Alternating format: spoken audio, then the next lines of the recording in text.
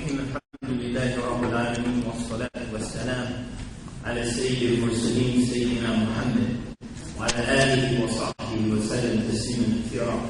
ربنا لك الحمد كما ينبغي لجلال وجهك ولعظيم سلطانك. سبحانك لا نحصي ثناء عليك أنت كما أثنيت على نفسك.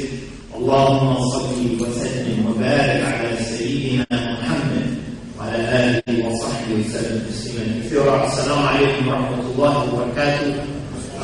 Peace and greetings to all of our honorable guests, the honorable hosts, the establishers and maintainers of this wonderful, beautiful center, which is one of, if not the most impressive masjid I've ever been in myself. May Allah Ta'ala preserve it, may Allah Ta'ala preserve your country, may Allah Ta'ala preserve your wise leader, may Allah Ta'ala bless you and all that you do, and may He make our coming together a source of much good and mutual benefit. The subject, how justice is lent to the followers of other religions. Of course, like most subjects, this one can be approached in many different ways. So in the time allotted for me, I'd like to just make a few points from a particular perspective, and then we'll move on to listen to the enlightened comments of Shaykh Hamza, inshallah. So the first point I'd like to make is that Islam, the foundation of the attitude Islam and its Muslims should have towards other faiths is that Islam accepts other faiths. Islam does not create a situation where there is an irreconcilable other. And hence, the only way that relations can unfold with that other, whose existence cannot be reconciled with Islam, is through antagonism. So we mentioned earlier this day, Allah Ta'ala mentioned in the Quran, أعوذ بالله من الشيطان الرجيم, I seek refuge with Allah from the accursed Satan. إن الذين آمنوا والذين هادوا والنصارى والصابئين من آمن بالله واليوم الآخر وعمل صالحا فلهم أجرهم عند ربهم ولا خوف عليهم ولا هم يحزنون.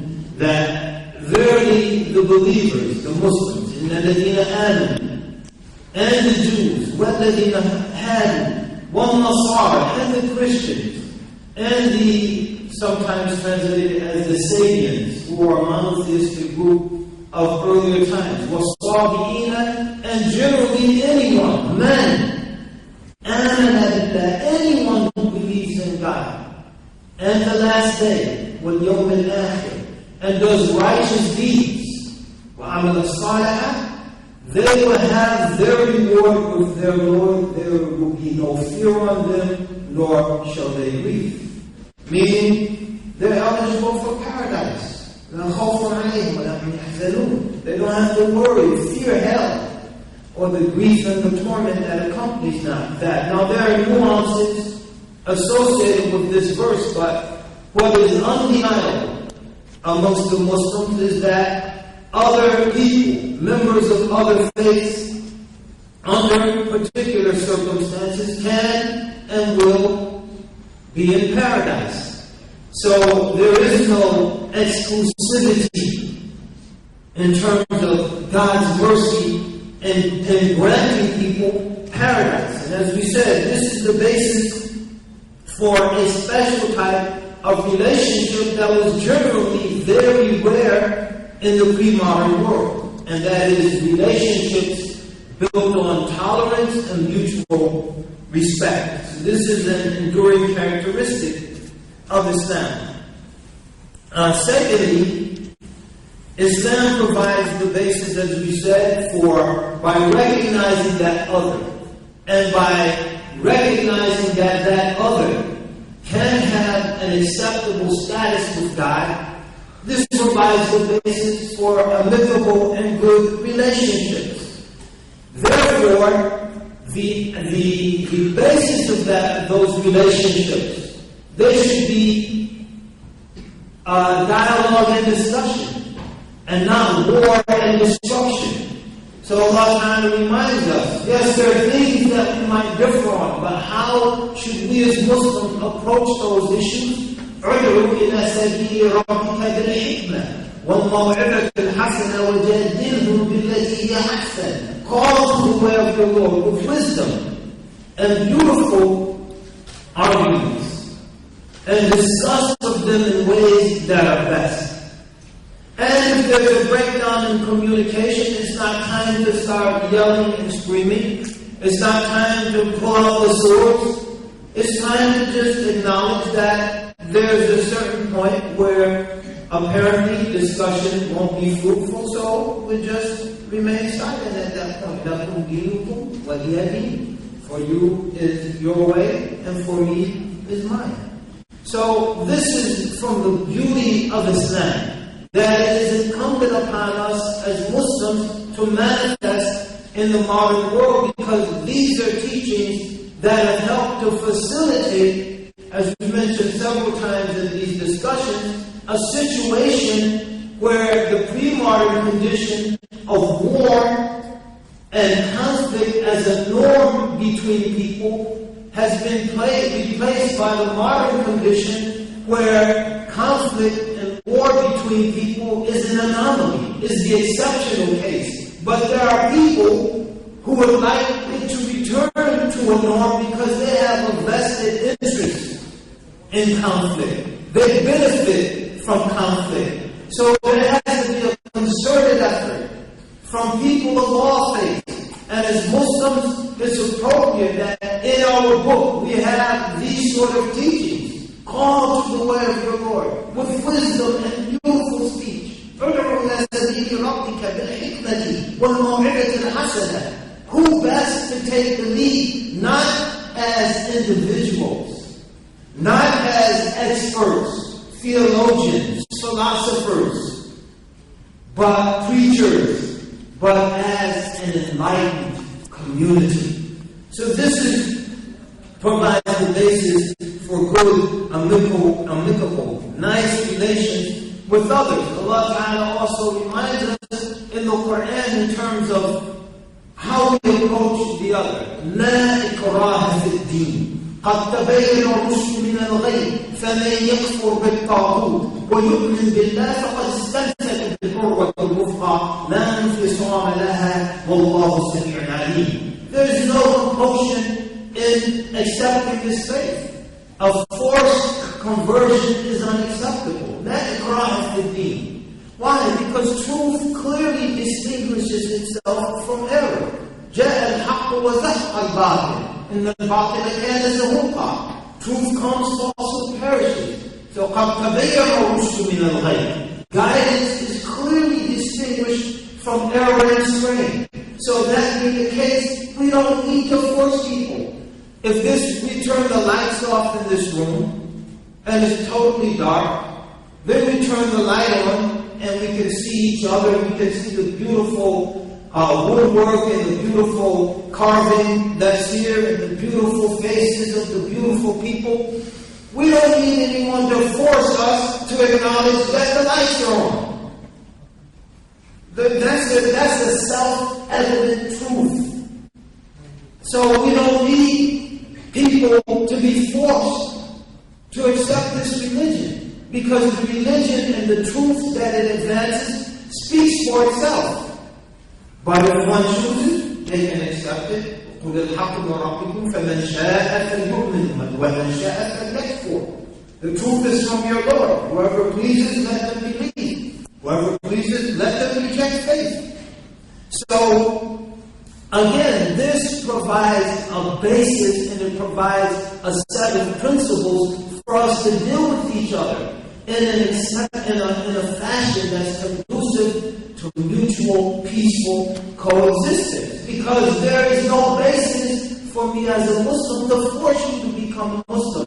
And even during the times of the political expansion of Islam, there was no forced conversion as an overwhelmingly general rule. And for that that, as Shaykh Hamza mentioned this morning, it took 300 years for the Coptic Christians and the Muslims in Egypt to reach 50%, 500 years in Syria. The Muslims never had a majority in the Indian subcontinent, even though they controlled that area politically. They could have forced other people to become Muslim. They had the military might to do that. Muslims again, and now Muslims are suffering because of that. Because now they're still a minority, but they lost political power, and in many instances they're persecuted. The same thing in the Balkans, the area of Macedonia, Serbia, and those areas. Where the Ottomans ruled those areas for centuries. And the Ottomans, they had the military might to very easily force people to become Muslim. But they set up a system of tolerance, the millet system. And they let communities, non-Muslim communities, govern themselves. And as a result, now that the Ottoman political power has passed, Muslims are a minority, and as we saw in Bosnia in the early 1990s, they were persecuted in very brutal and inhumane ways. But that is a consequence of the approach that Muslims had towards other faiths. So again, we call people to discuss. We call people to reflect and consider what we have. قل يا أهل الكتاب تعالوا إلى كلمة سواء بيننا وبينكم ألا نشرك بالله اللهم صل وسلم ألا نعبد إلا الله ولا نشرك به شيئا ولا يتخذ بعضنا بعضا أربابا من دون الله فإن تولوا فقولوا اشهدوا بأننا مسلمون. So call all the people of the book, come to a common word between us and you, that we worship none other than God, and that we join no one or nothing as partners with them, and some of us don't take others as lords other than God. And if they turn away, then say, bear witness that we are those who submit to God. So if they turn away, chase them, pursue them, off of their heads, no. If they turn away, bear witness that we, at least, are those who submit to God. So these are the approaches of Islam. And again, why are these things important? Because they cultivate, or should cultivate, in the Muslim a certain mentality, a certain approach to life, a certain approach to relations with others.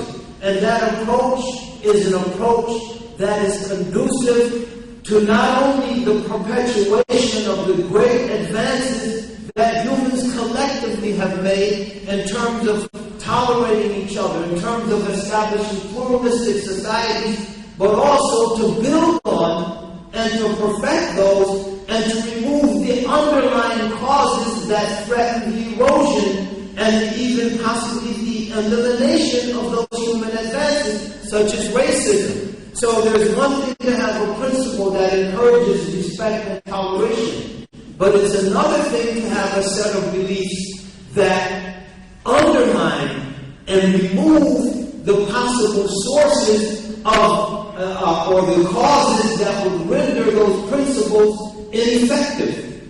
So Islam calls to this mutual respect. It calls to this mutual cooperation. It calls to this mutual tolerance. But it also calls for the elimination of racism. For example, يا أيها الناس إنا خلقناكم من ذكر وأنثى وجعلناكم شعوبا وقبائل لتعارفوا إن أكرمكم عند الله أتقاكم إن الله عليم خبير. O people, we've created you from a single pair. Meaning, bottom line, we're all brothers and sisters at the end of the day. We all have the same parents, if you go back far enough. And we've made you into nations and tribes. We have created consciously all of this diversity. Not so that you can display enmity towards each other and hatred towards each other and usurp the resources of each other and invade the lands of each other and massacre the civilians of each other. No, يتعارفوا, so that you can come to know one another. You can come to know through one another the power of your Creator, who from that single pair can manifest all of this beautiful diversity. لِتَعَارَفُوا إِنَّ أَكْرَمَكُمْ عِنْدَ اللَّهِ أَتْقَاكُمْ. And so that you can come to understand that the differences between the tribes, the physical differences, the linguistic differences, the cultural differences, these are not things that give one people superiority over the other. As our Prophet sallallahu alayhi wa sallam emphasized, إِنَّ اللَّهَ لَا يَنْظُرُ إِلَى صُوَرِكُمْ وَأَمْوَالِكُمْ وَلَكِنْ يَنْظُرُ إِلَى قُلُوبِكُمْ وَأَعْمَالِكُمْ. That Allah, God, doesn't look or consider your physical forms, nor your wealth. Physical features don't give you any superiority or any virtue or status. Wealth doesn't give you any superiority nor virtue nor status. What gives you superiority, what gives you status and standing with Almighty God is your hearts and your deeds. وَلَكِنْ يَنْظُرُ إِلَى قُلُوبِكُمْ وَأَعْمَالِكُمْ. Rather, He looks at your hearts and He looks at your deeds. And this is what we should be competing towards. This is what Muslims, we should be urging other people. Let us compete, but we don't need to compete in nuclear weapons that can destroy all of us. We don't need to compete in biological and chemical weapons. We don't need to compete in terms of who can build the biggest bombs or the biggest planes or the biggest aircraft carriers. Let us compete to see who can have the best hearts and who can have the best deeds, the most righteous actions. وَفِي ذَلِكَ فَلْيَتَنَافَسِ الْمُتَنَافِسُونَ. And this, let those who desire to compete, let them compete.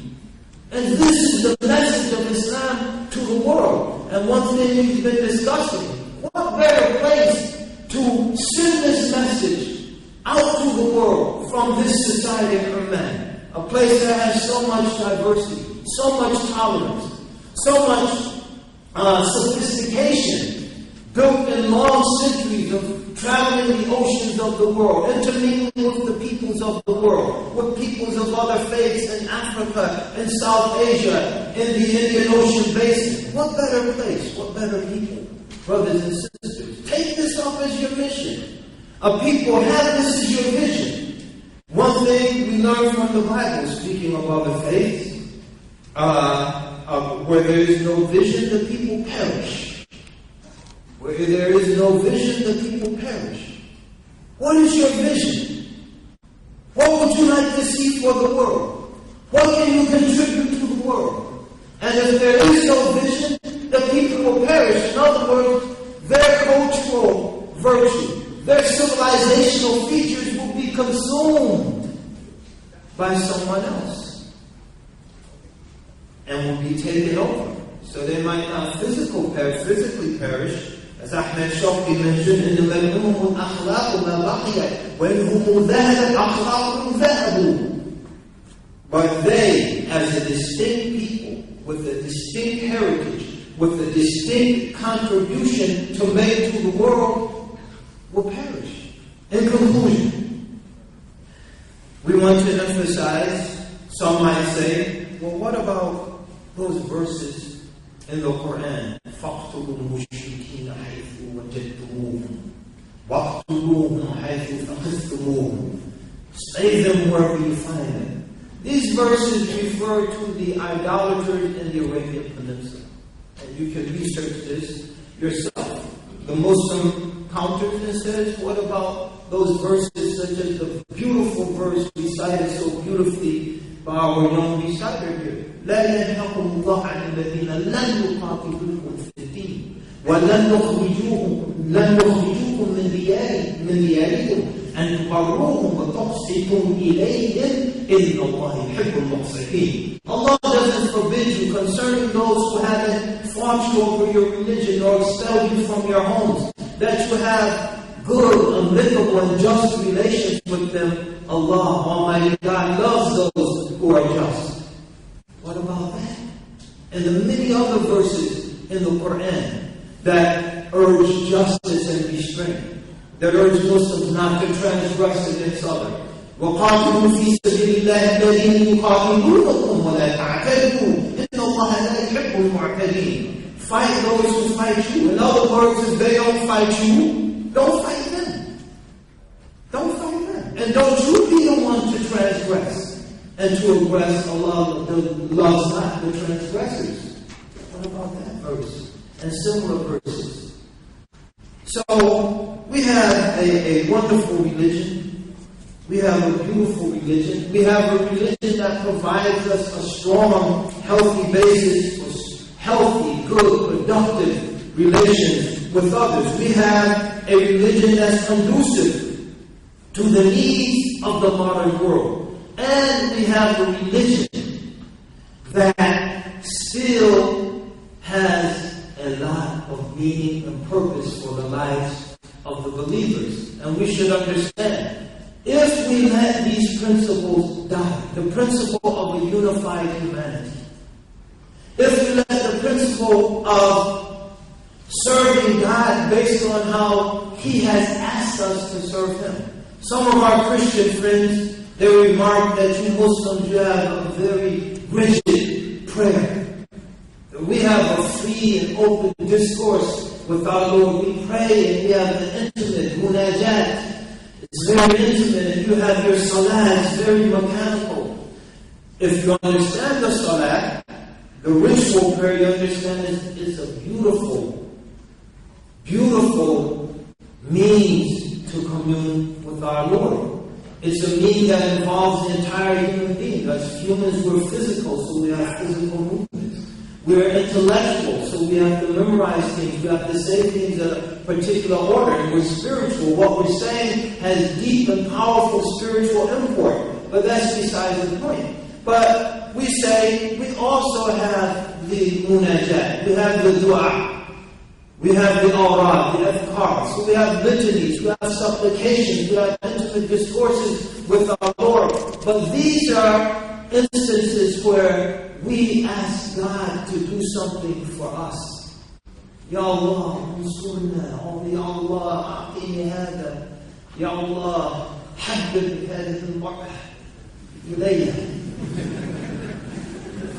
So we ask Allah to do things for us. When we make our salah, we do what Allah asks from us. So our relationship is not a selfish one where it's always me. Yeah, God, help me, do for me, serve me, give me. But it's also, here's what I'm offering to you, Ya Allah.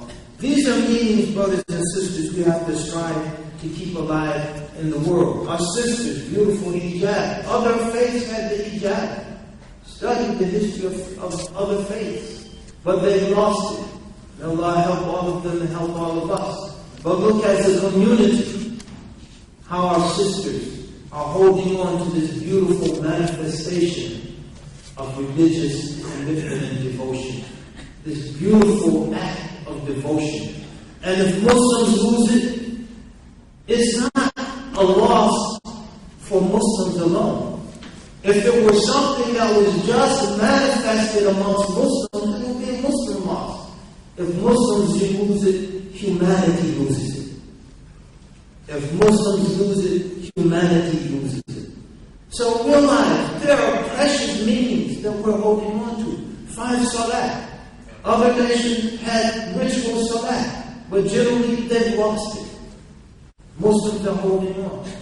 So these are beautiful, beautiful things that Muslims are undertaking, not just for the sake of Islam, but as a continuation of precious aspects of our collective human heritage. And if Muslims lose these things, they're lost to humanity. So part of our justice towards other religions are doing those things that other religions once did, but have lost, generally speaking.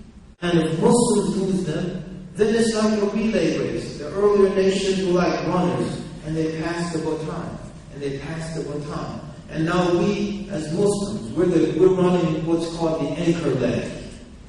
We're going to bring it home. And if we drop the baton, everyone loses. So we pray that Allah subhanahu wa ta'ala blesses us to hold on to the baton, that this generation is a strong generation, that it's a generation that is wise and looks deeply at what we're doing and at what we represent. That is a tolerant generation. That is a generation that seeks to build on the human advances, many of which human rights and others were initiated in the modern form by other peoples. And to say as Muslims, we're here to build on and help to move and refine, move that tradition, that heritage forward, and to refine it in ways that possibly its founders didn't think of. That we're here to cooperate in the building of a safer, saner, and sounder world to the best of our ability and to the extent of our knowledge. And we pray that we have wisdom, patience, and insight in doing that. Assalamu alaikum wa rahmatullahi wa barakatuh. Imam Zaid صلى اللهم صل وسلم وبارك على سيدنا محمد وعلى اله وصحبه وسلم تسليما لا حول ولا قوه الا بالله العلي العظيم. Alhamdulillah. First of all, I want to say in the West we have a saying, when in Rome, do as the Romans do. So tonight I thought, when in Oman, do as the Omanis do. Somebody gave me this today, and it fit perfectly, mashallah. I even learned to do the one side. My wife said, that doesn't look right. I said, no, that's how they do it.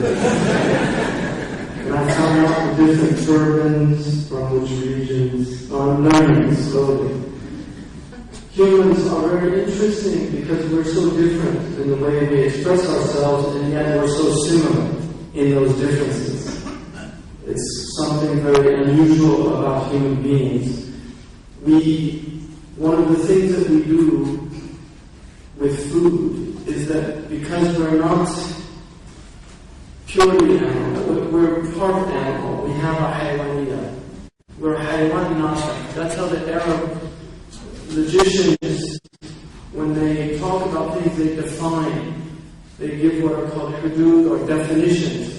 The definition of a human being, according to Aristotle, is a rational animal, as opposed to other types of animals, like the featherless biped is a bird.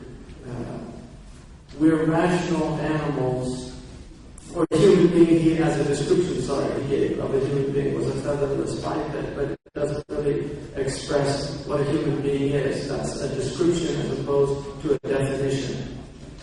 A description of humans is that they're laughing animals or risible animals. So when we define a human being in the Arabic tradition, it's defined as a speaking animal, haywan natiq, that we speak. One of the things, the great miracles of the human being is the complexity of our language. وَمِنْ آيَاتِهِ خَلْقُ السَّمَاوَاتِ وَالْأَرْضِ وَاخْتِلَافُ أَلْسِنَتِكُمْ وَأَلْوَانِكُمْ إِنَّ فِي ذَلِكَ لَآيَاتٍ لِلْعَالِمِينَ. So in Surah Al-Rum, Allah says that from among His signs is He created the heaven and the earth. This is tibaq in Arabic rhetoric. The heavens and the earth. And then the differences of your tongues and your colors. The diversity. This is a sign of God, is diversity. Had God wanted, Masha'Allah, He would have made you one people. فَاسْتَبِقُوا الْخَيْرَاتِ. Vie with one another in virtue, like Imam Zaid was saying earlier, that really is one of the essences of the Quran, is to remind people. The Quran defines itself as muhaymin upon the other scriptures. The ulama differ about the meaning of muhaymin, but one of the meanings is the one that secures the other scriptures. In other words, it actually protects them. One of the things that Muslims understood themselves to be before this modern period was they actually understood themselves to be caretakers of other religions. If you look in and that's why, before I get into that though, I want to identify a few Quranic terms so that people know what I'm talking about. The Quran, one of the first things the Quran does at the outset of the Quran in Surah Al-Baqarah is it defines people, it puts people in three categories. The believers, and then those who الذين كفروا, and then it talks about those who the people that say they're believers but they're not really believers, the hypocrites. So this is the first categorization of the Quran, and the Quran has different categories of people. And then the Quran gives descriptions of the qualities. It's interesting that the believers, very quick, they believe in Allah, the unseen, and they're generous. That's basically the description of believers. And they believe in the previous scriptures. That's a believer. And then the disbelievers, it says, سَوَاءٌ عَلَيْهِمْ أَأَنذَرْتُمْ أَمْ لَمْ تُنذِرْهُمْ لَا يُؤْمِنُونَ. It doesn't matter whether you tell them or don't tell them, they're not going to believe. ختم الله على قلوبهم وعلى سمعهم وعلى أبصارهم غشاوة. Their hearts are sealed, their sight is sealed, their ears are sealed, and their hearts, their eyes have a veil so that they can't see. This is the way they're described. But then with the hypocrites, so quick, disbelievers, quick, and then the hypocrites, 13 verses. Very complicated. People whose inward and outward are different. These are complicated creatures. So it goes into great detail to explain them. There's a further categorization of people in the Quran. Imam Zaid quoted the verse which is mentioned 3 times these different peoples in Surah Al-Baqarah about the الَّذِينَ آمَنُوا وَالَّذِينَ هَادُوا وَالصَّابِينَ وَالنَّصَارَى. In the Qurrat Welsh it says Sabin and Sabun, because the Quraysh did not pronounce the Hamza. A lot of Arabs forget that the Qur'an that is dominant now in the Arab world, which is Hafs and Asim, is the language of Banu Tamim. Banu Tamim was a very powerful tribe, and their language had the Hamza, so the Banu Tamim said Mu'minun, the Quraysh said Mu'minun. The Prophet in his native tongue said Mu'min, he did say Mu'min. That's the Hamza of Banu Tamim.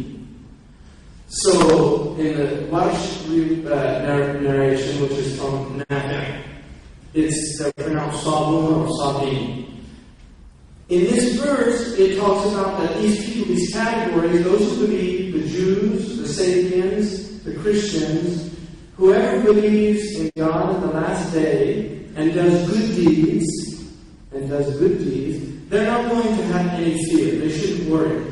The ulama, the dominant opinion about those people is those people in the previous dispensations, the Jews that existed before Islam, the Christians, that they were fine. They're going to have their reward with their Lord. But there's an interesting verse. The second one is in Ma'idah, and the third one is in Surah Al-Hajj, which in many ways is a chapter that deals with the different religions and the purpose of these different religions. But in the verse in Surah Al-Hajj, it says, those who believe, and the Jews, those who are Yahud, and the Sabians, and the Christians, and the Majus, والصابين والنصارى والماجوس والذين أشركوا إن الله يفصل بينهم يوم القيامة. It says 6 categories: Mu'minun, Yahud, Nasara, Sabiyun, and Sabians, and then the Magians, and then the Mushrikun. These are the 6 types of religious expression that we have. Now, some people will say, well, what about atheists? Atheists are considered mushrikeen. In fact, their shirk is one of the most interesting types of shirk because they believe that the material world is causative in and of itself, which is shirk according to Muslim theology. A lot of Muslims forget that the atheists are mushrikun. If they say there's no God, then you say, how does this all happen? They said it happens from material means. Then they're giving power to material means, and that is shirk. That's shirk. Allah khalaqa as-samawati wal-ard la sharika lah. So if you say no, the universe created itself, جعلت الكون إلها من دون الله. You've made the creation itself a God with the attributes of God. So that is shirk. So they go under that category. So these are the 6 categories that every human being is in. Now the problem, one of the fundamental problems, is the sapiens are not defined. And this has led a lot of discussion in our books of fiqh. Some of the ulama consider the sapiens to be the people, the Mandanian sapiens. Some consider them the people in Yemen. Some consider them a people in Turkey, in Haran. Some consider them to be people in India that were distant peoples. Allahu Akbar.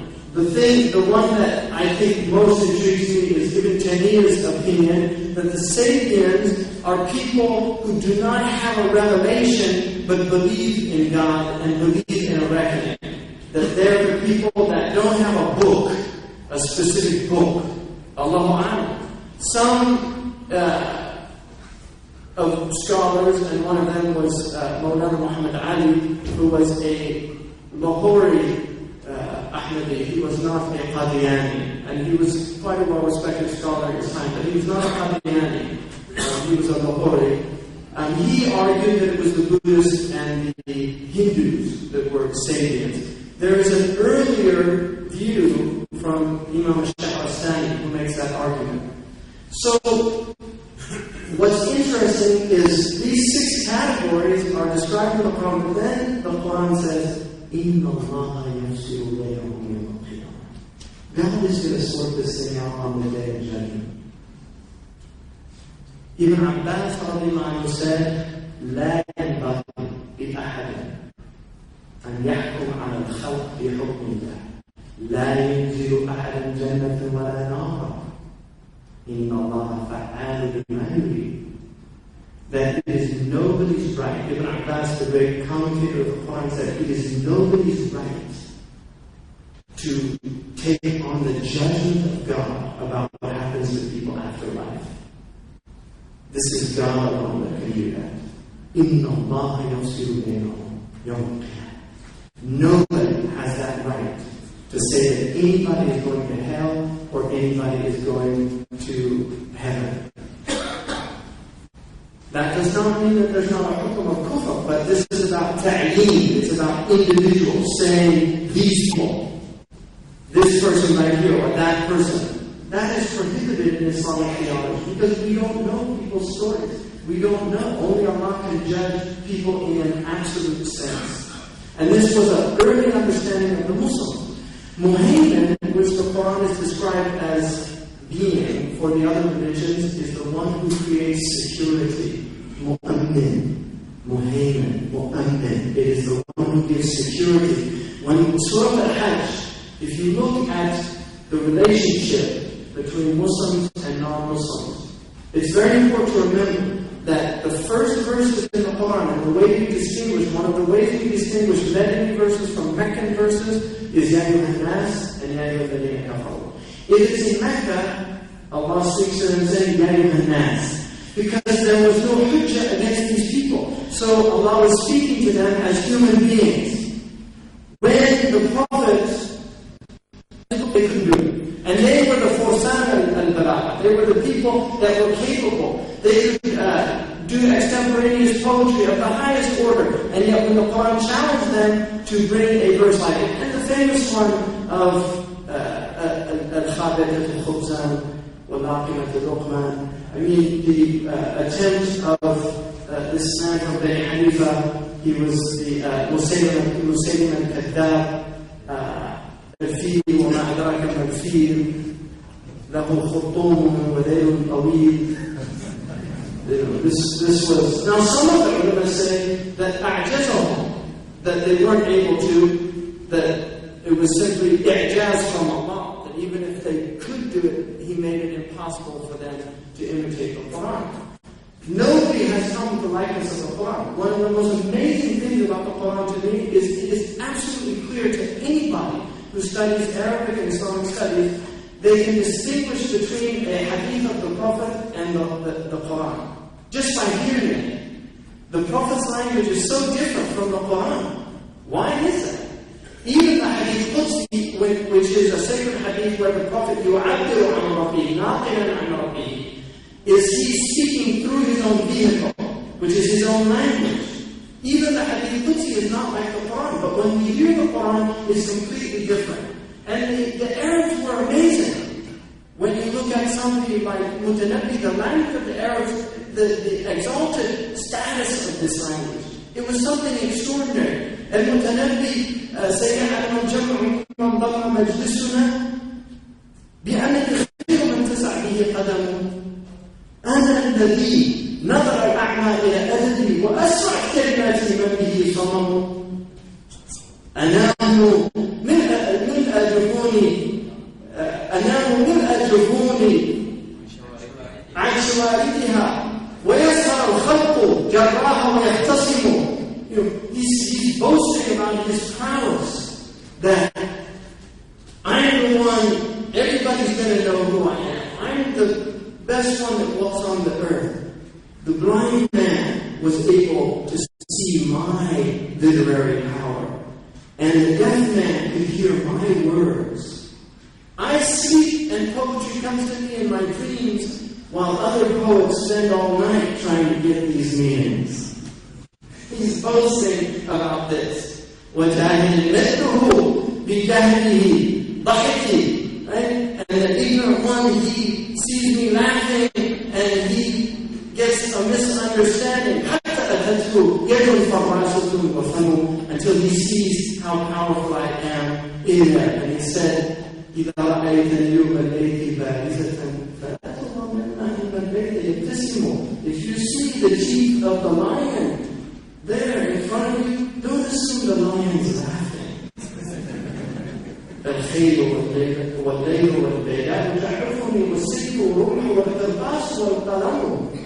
صحبت في الفلوات الوحش منفردا حتى تعلم مني القر والأكم. The horses, the desert, the nights, they all know me. The sword, the spear, the paper and the pen. I spent my nights in the desert alone with wild animals, to the point that even the mountains were amazed at me. I mean, this is the Arabic, the power of the language. Despite that power, they could not imitate. إِنَّ اللَّهَ يَأْمُرُ بِالْعَدْلِ وَالْإِحْسَانِ وَإِيتَاءِ ذِي الْقُرْبَى وَيَنْهَى عَنِ الْفَحْشَاءِ وَالْمُنكَرِ وَالْبَغْيِ يَعِظُكُمْ لَعَلَّكُمْ تَذَكَّرُونَ. What's fun? The Quran, the A'jazahum. So, despite that fact, they were challenged to do that. They were incapable of doing that. The proof was established for them. So those who disbelieved from the Arabs, the Prophet ﷺ did not fight them. 13 years he was in Mecca. He didn't fight them. All he said was Khalu Sabili. Leave me alone. Let me call the people. They tried to kill him. They were upset. Even the Jews conspired against him. Allah subhanahu wa ta'ala says, why ya ahl al-kitab? Atanqimuna minni? Right? Are you taking vengeance from me because I'm getting a revelation? Why are you doing this? Look at what Bani Nadir, Bani Qurayza, Ahtab goes to Mecca, incites the Meccans against the Prophet, even though he knew that he was teaching them Tawheed. If you look at the Jewish plots against the Prophet in Medina, they're quite extraordinary. Not all the Jews. And Allah is fair to the Jews. منهم المؤمنون. Amongst them are believers. ليسوا سواء من أهل الكتاب أمة قائمة يتلون آيات. They're not all the same. There are people from the people of the book that are good and righteous people. إنصار من أهل الكتاب من هو إذن قال لنبيه إليه. Amongst them are trustworthy people. If you give them trust, they fulfill the trust. So the Quran is clear. Allah subhanahu wa ta'ala, a lot of the Arabs, they say when the Quran, from those who were given the book, يَعْرِفُونَهُ كَمَا يَعْرِفُونَ أَبْنَائَهُمْ. They know the Prophet like they know their own sons. They think every Jew knows the Prophet is a true Prophet. There's Muslims that think that. وَإِنَّ فَرِيقًا مِنْهُمْ لَا يَكْتُمُونَ الْحَقَّ وَهُمْ يَعْلَمُونَ. No, amongst them there are people that were given these signs. Not all of them. The Quran talks about وَدَّ طَائِفَةٌ مِنْ أَهْلِ الْكِتَابِ لَوْ يُضِلُّونَكُمْ لَا يَضِلُّونَ إِلَّا أَنفُسَهُمْ وَمَا يَشْعُرُونَ. There are a group of them that want to lead you astray. There are a group of them, not all of them. Many of the people of the book are good, decent people that respect your faith and religion. But not all of them. لن ترضى عنك اليهود ولا النصارى حتى تتبع ملتهم. The Arabs use إطلاق البعض على الكل وإطلاق الكل على البعض. This is من أساليب العرب في البلاغة, is to call some people use the whole to talk about the part. قالت اليهود يد الله مغلولة غلت أيديهم. The Jews say the God's hand is tied. Not all Jews say that. Ibn Juzay al-Kalbi in the Quran says one Jew said that. But Muslims assume all Jews say that. No, they're pious Jews that would never say that about God. But these are mistakes, and many people misread the Quran. One of the greatest tragedies in reading the Quran is that Muslims make a major mistake. Many Muslims. Here I am, so many Muslims. If I regret one thing in my public career, it's generalizations. Generalizations. Making generalizations. Technique. It's a dangerous thing to do about people. All Saudis are fill in the blank. All Emiratis fill in the blank. Unless it's all Saudis are Muslim, because that's true, but even that's not true, because there's munafiqun everywhere. Right? So, my point is generalizations are dangerous things. When you look at Muslims, they tend to differentiate between Muslims. He's Ibadi, he's Maliki, he's Shi'i, he's Wahhabi, he's Salafi, he's Sufi. So they have their categorizations for Muslims. But then when they talk about non-Muslim law, and they lump them all into one category, the Quran does the exact opposite. In ummatikum, ummatan wahida. Your ummah is one ummah. Your ummah is one ummah. Allah subhanahu wa ta'ala says that إِنَّمَا الْمُؤْمِنُونَ إِخْوَةٌ. All Muslims, إِنَّمَا الْمُؤْمِنُونَ الْإِيمَانُ وَالْإِسْتِغْرَاقُ. إِنَّمَا الْمُؤْمِنُونَ إِخْوَةٌ. All Muslims, believers, are brothers, a fraternity. إِنَّمَا الْمُؤْمِنُونَ إِخْوَةٌ. فَأَصْلِحُوا بَيْنَ أَخْوَيْكُمْ وَاتَّقُوا اللَّهَ. Taqwa is what enables you to do that. The Prophet ﷺ said, مَنْ كَفَّرَ مُسْلِمًا بَاءَ أَحَدُهُمَا بِالْكُفْرِ. To warn people about anathematizing other Muslims, saying that they're not Muslims. Because if you say somebody's not Muslim, one of you is not a Muslim. Ahmad ibn Hanbal said, لَا أُكَفِّرُ إِلَّا مَنْ كَفَّرَنِي. The only person that I make takfir of is a person who makes takfir of me. Because making takfir of me is kufr. Saying I'm not a Muslim puts him out of Islam. That's a serious warning from God. So Muslims, if you look in the Quran, Muslims are one group, and then Allah subhanahu wa ta'ala categorizes people who are not Muslim. Categorizes them. There's people who لا ينهاكم الله عن الذين لم يقاتلوكم في الدين ولم يخرجوكم من دياركم أن تبروهم وتقسطوا إليهم.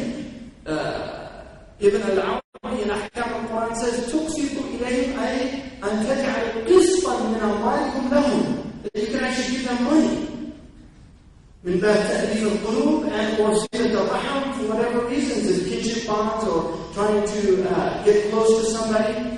That's one group, the people that don't fight you. Another group are the people that are interested in discussing things with you. وَلَا تُجَادِلُوا أَهْلَ الْكِتَابِ إِلَّا بِالَّتِي هِيَ أَحْسَنُ. Don't discuss things with the people of the book except in a beautiful way. Don't make fun of their religion. Even the mushrikun, the Prophet initially used to talk about the gods, and then they started started talking about the Prophet's God. And so Allah said, لَا تَسُبُّوا الَّذِينَ يَدْعُونَ مِن دُونِ اللَّهِ فَيَسُبُّوا اللَّهَ عَدْوًا بِغَيْرِ عِلْمٍ. Don't curse their idols, because they in turn will curse God unjustly, without knowledge, out of their ignorance. So don't speak ill of their idols. That's in the Quran. Don't make fun of other people's religions. For people, they take their religions very seriously. Even the idol worshiper takes his idolatry seriously. One of the poets talked about, this is an Andalusian poet, but the meaning is very interesting. He said, لَقَدْ أَصْبَحَ قَلْبِي قَابِلًا كُلَّ صُورَةٍ فَمَرْعَةُ الْإِسْلَامِ وَدَيْنٌ لِرَهْبَانٍ. My heart is open to all types of love.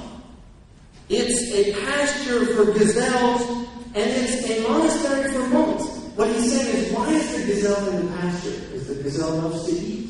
Why is the monk in the monastery? Because he loves God. That's why he's in the monastery. Allah subhanahu wa ta'ala says, ابتدعوها ما كتبنا عليهم إلا ابتغاء رضوان الله فما رعوها حق رعايتها.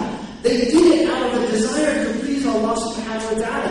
الراهب سمي راهبا لأنه يرهب الله إلى درجة أنه ترك الدنيا طلق الدنيا.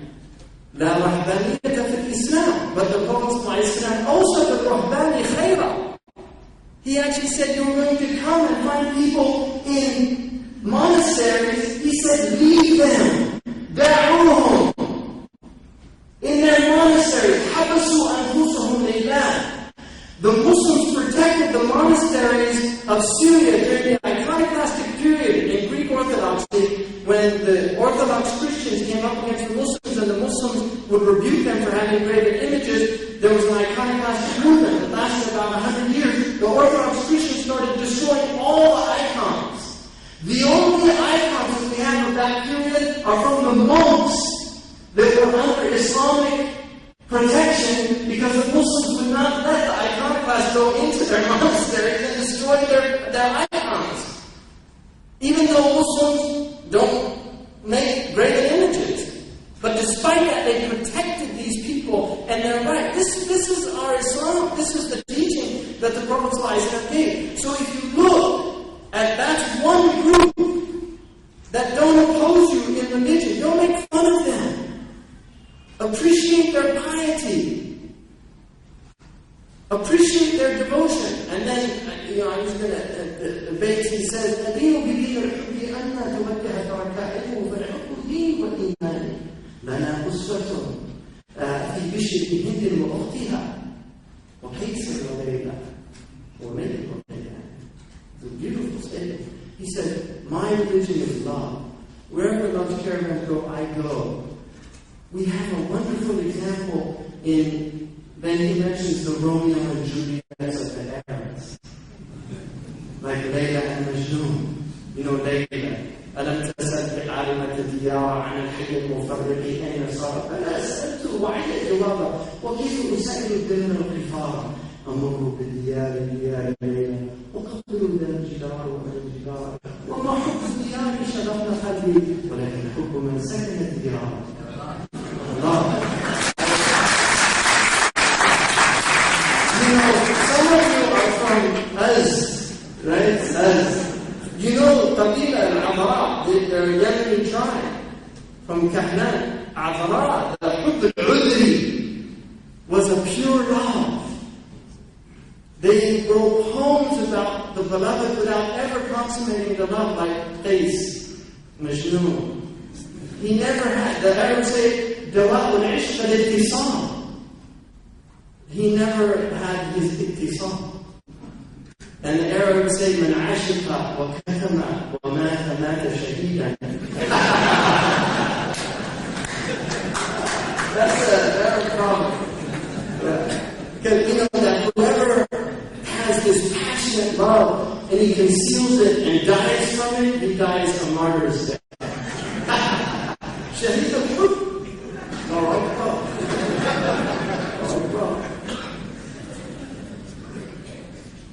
So that's one group, and then those who argue with you is another group, and they want to discuss things keep up. A Christian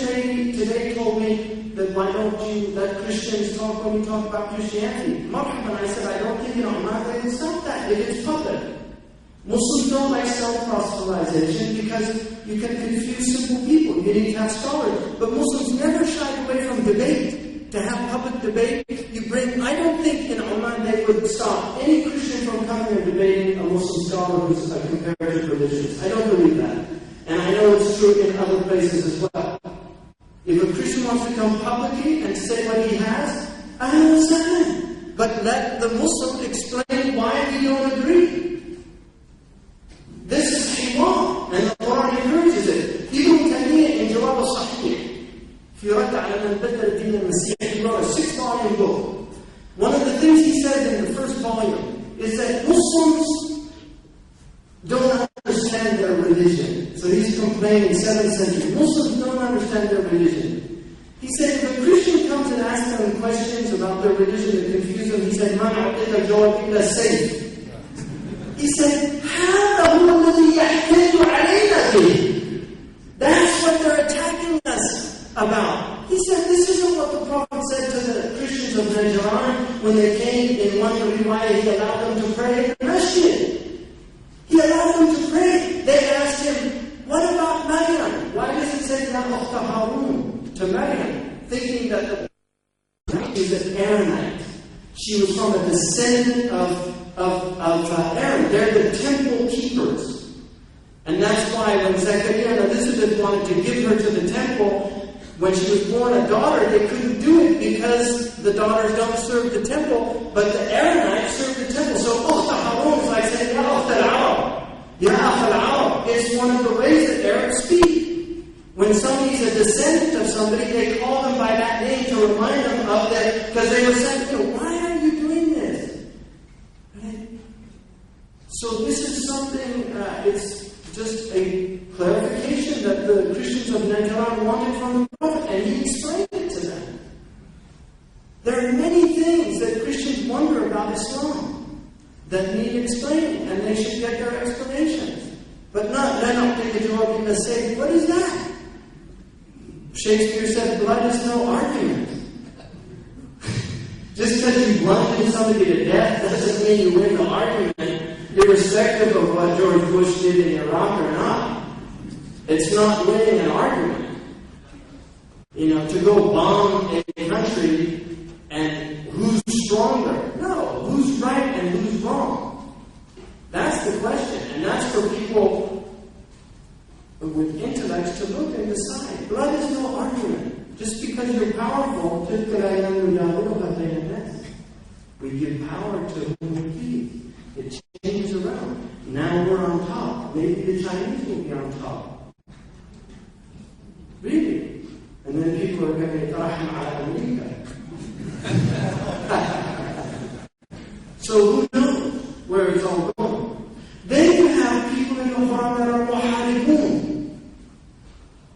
Imam Zaid mentioned that verse, and I just want to look at a couple just to show you, because there's only a few verses that are always pulled out to attack the Muslims. The same verses. There was a recent study that was done where a Christian in the United States compared the Bible and the Quran in terms of violent verses, and he argued that the Bible, to be fair, was so much more violent than the Quran. I mean, this is in Christianity. People, if you look at the Bible has verses in the Old Testament which Jewish people still believe in, by the way. And we have Jewish settlers that take those verses very seriously, that believe you can just kill people with impunity. Baruch Goldstein was a religious Jew, graduated from a yeshiva in New York. He was a physician, an educated man. When he went into the masjid in Al-Khalil and shot and killed 26 Palestinians while they were worshiping, he thought he was getting close to God. He was using the Torah as a basis for what he was doing, because he thought he was purifying He was purifying that place. We have a Jewish rabbinical student that killed Rabin and shot him, believing he was acting in accordance with the Torah.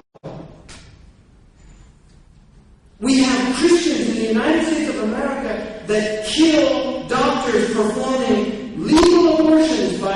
secular laws of the United States, and America is a secular country. If you don't like it, leave.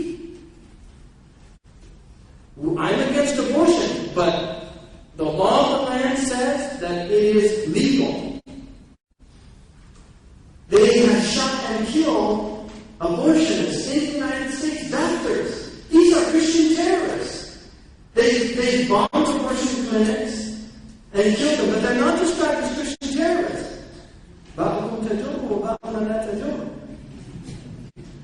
Even a man acting out of a political ideology got into an airplane and drove it into a federal building recently.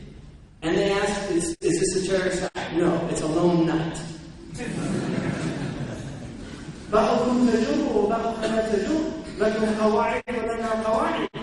Izdiwajiyya is a problem. How can you talk if you don't have the same definitions?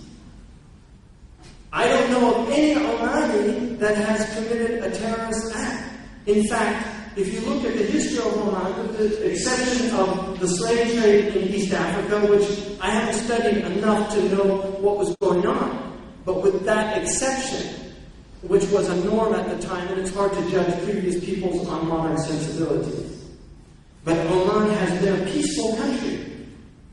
It hasn't attacked anybody. And I see Western people here, they seem very comfortable. They're not afraid. They've been here a long time. There's some Western people in this room, right, Sebastian? Do you feel afraid? No? Do you feel safer than you would in Berlin at 2 in the morning when the bars are just closing? Really? I think Westerners are safer here than Muslims in many European countries now. That's a fact. So this idea somehow that Muslims are these evil people that are doing evil, dastardly things, we have crackpots. We've also got 1.3 billion followers. Just statistically, you're going to have nutcases that are higher than other groups. I mean, it's just simple logic. So if you look at the Muhammadun, Allah subhanahu wa ta'ala says, and just, I mean, this is a very interesting verse in the Quran to me, which is in Surah Al-Baqarah, where it says, وَقَاتِلُوا فِي سَبِيلِ اللَّهِ الَّذِينَ يُقَاتِلُونَكُمْ. Fight those who fight you. قَاتِلُوا فِي سَبِيلِ الَّذِينَ يُقَاتِلُونَكُمْ. Fight those who fight you. The Prophet was given permission. أُذِنَ لِلَّذِينَ قُتِلُوا لِأَنَّهُمْ ظُلِمُوا. أُذِنَ لِلَّذِينَ يُقَاتِلُونَ بِأَنَّهُمْ ظُلِمُوا وَإِنَّ اللَّهَ عَلَى نَصْرِهِمْ لَقَدِيرٌ. That permission was granted in Surah Al-Hajj. Permission was granted to those who have been fought to now defend themselves. That was in Mecca when they had a polity, a state.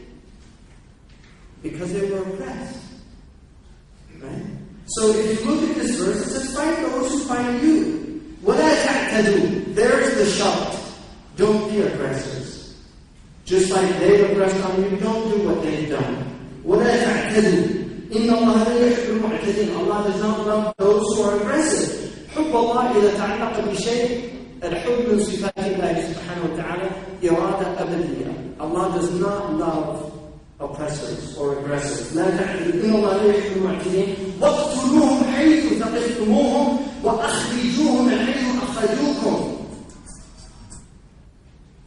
Kill them where you find them. Once you start fighting, the goal of fighting is to kill. Qatala is from fa'ala, is muhawala. So qatala is an attempt to kill. Once you start fighting, kill them. And it actually says darba riqab. And the Mufassirun say the most humane way of killing somebody on a battlefield is to strike the neck. So it's actually rahmah. That's the idea behind that verse. And then it says, and take them out just as they drove you out. وَالْفِتْنَةُ أَشَدُّ مِنَ الْقَتْلِ. Persecution is worse than killing. To persecute people for no reason other than their belief, or whatever reason, because they're weak and you want their natural resources, all those things, to fight and defend and kill people that are trying to do that to you is actually less than what they're doing. وَلَا تُقَاتِلُوهُمْ عِنْدَ الْمَسْجِدِ الْحَرَامِ. But respect the sacred. Respect the sacred. Don't fight them in حَتَّى يُقَاتِلُوكُمْ فِيهِ. until they fight you there. فَإِنْ قَاتِلُوكُمْ فَاقْتُلُوهُمْ. And if they fight you, then you have permission to defend yourself and kill them. كَذَلِكَ جَزَاءُ الْكَافِرِينَ. And this is the reward of people that are against the truth and fight the truth and oppose the truth. Now what it says. فَإِنْ انْتَهُوا فَإِنَّ اللَّهَ غَفُورٌ رَحِيمٌ. But if they stop oppressing you, God is forgiving and merciful. If they're not going to fight you and oppress you, then there's no reason for you to use violence against them. It's right there in the Quran. وَقَاتِلُوهُمْ. And then again, وَقَاتِلُوهُمْ حَتَّى لَا تَكُونَ فِتْنَةٌ. Fight them until there's no persecution. Fight them until there's no persecution. وَيَكُونَ الدِّينُ لِلَّهِ. And religion can be for the sake of God without having to worry about being punished for what you're doing. And then it says, but if they stop, don't be aggressive against them. Because you should only aggress against oppressors. You should only fight against oppressors. I mean, look at that.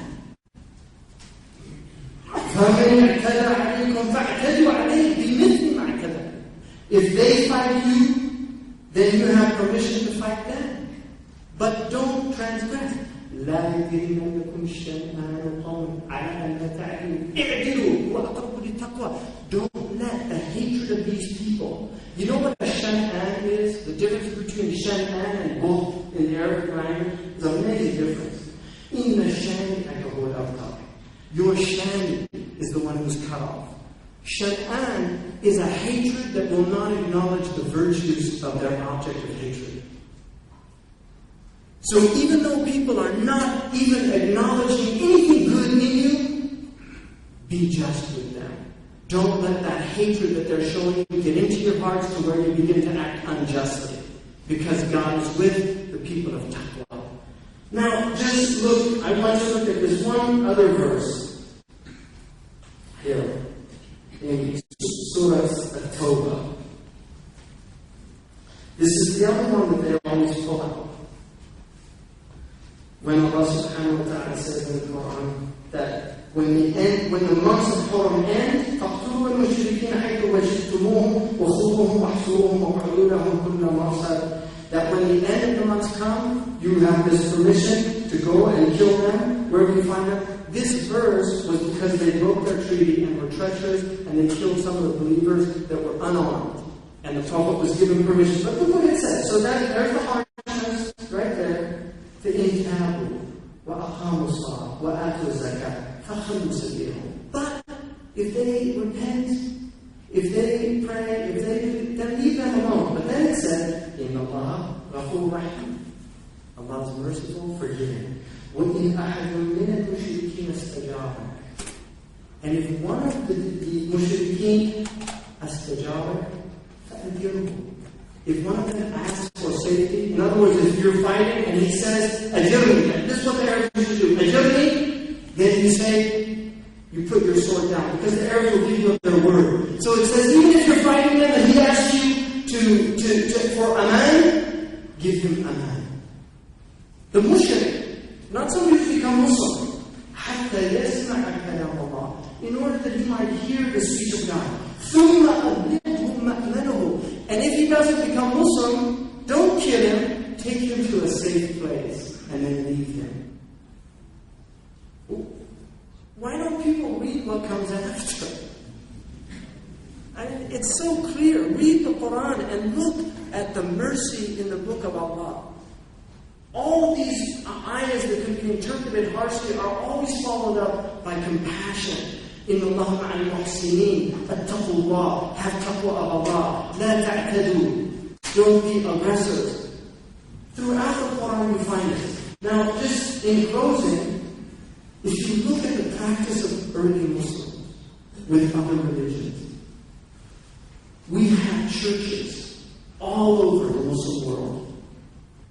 Churches, Coptic churches in Egypt. We have synagogues in Tunisia and in Morocco and in Yemen. We have Hindu temples in India. Wherever the Muslims ruled, the religions that were previous there were kept intact. Those who became Muslim, and those who stayed outside were protected, and their houses of worship were protected, with rare exception. To this day, Tamim al-Dari's family, to this day, the miftah of the Church of the Sepulchre in Jerusalem is held by a Muslim and opens the Christian church, one of the most sacred Christian churches in the history of Christendom. It's opened by a Muslim because Omar gave him the key, and that key has stayed with the Muslims until the end of time. The Muslims, when they arrived in Jerusalem, do you know what they found? Mount Zion, which is where the temple is? It was being used as a garbage dump by the Christians. The Christians prohibited Jews from coming into Jerusalem to worship. They were not allowed to come into Jerusalem. This is history. I'm not making this up. This is history. You can Google it, and it's all on there. For anybody who wants to see this. When Umar got there, one of the first things they did was clean the Temple Mount, because it's a sacred place. And then they built the extraordinary Dome of the Rock, and the Masjid al-Absar was restored. And to this day, Muslims have worshipped on there, respecting the Jews. It is well known in Orthodox Judaism, it is impermissible for a Jew to set his foot on the Temple Mount. And I'm not making this up. This is Jewish halakha law. What Ariel Sharon did when he went up on the Temple Mount was against rabbinical law. And the rabbis of Jerusalem, the official state religion of Jerusalem, is Orthodox Judaism. Not Reform, not conservative, it is Orthodox Judaism. He was acting as an unfaithful, impious Jew when he set foot on the Temple Mount, because it is illegal for Jews to set foot on the Temple Mount until it's purified with the red heifer ashes, and the Messiah identifies where the holiest of holies is. And this is well known in Jewish tradition. So the fact that the Muslims are there and they're not going against Jewish law by being on there, they're not. The Muslims honor these places. If you look at the Hagia Sophia was turned into a masjid, that's true. And the Muslims have rules about coming into a country Amatan or with Solah, things like that. There's no doubt that the Hagia Sophia was taken by the Muslims, turned into a masjid, and the Orthodox Christians lost their spot. And I come out of an Orthodox family. My grandfather was Orthodox, so that was actually a sacred spot to, and still is to the people in my family that are from that tradition. But the modern Turks have, it's no longer a masjid, it's a museum. One of the things that you'll note about that, instead of defacing the icons, they just whitewashed and painted over them. The original icons are still there today. You can go into the Hagia Sophia and see the original icons. The Muslims did not scrape them down or chip them, they just whitewashed them and left them there out of respect for that extraordinary artwork that was done. They could have easily destroyed those, but they didn't. The Ottomans were extremely sensitive to other faiths. So, if you look at the Muslim pre-modern historical record with other religions, in my estimation, it's unparalleled.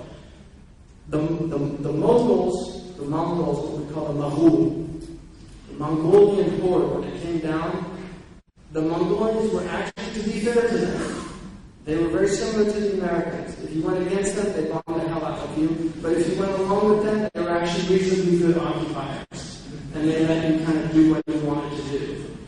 So the Mongols, when they went into the Muslim lands, they actually did, once they subdued the population quite viciously, if you resisted them. If you didn't, they were actually reasonable. But if you resisted them, and a lot of Muslims don't know this, but the real reason for the Mongol invasion was because one of the stupid Muslim rulers actually killed Mongolian ambassadors in Central Asia.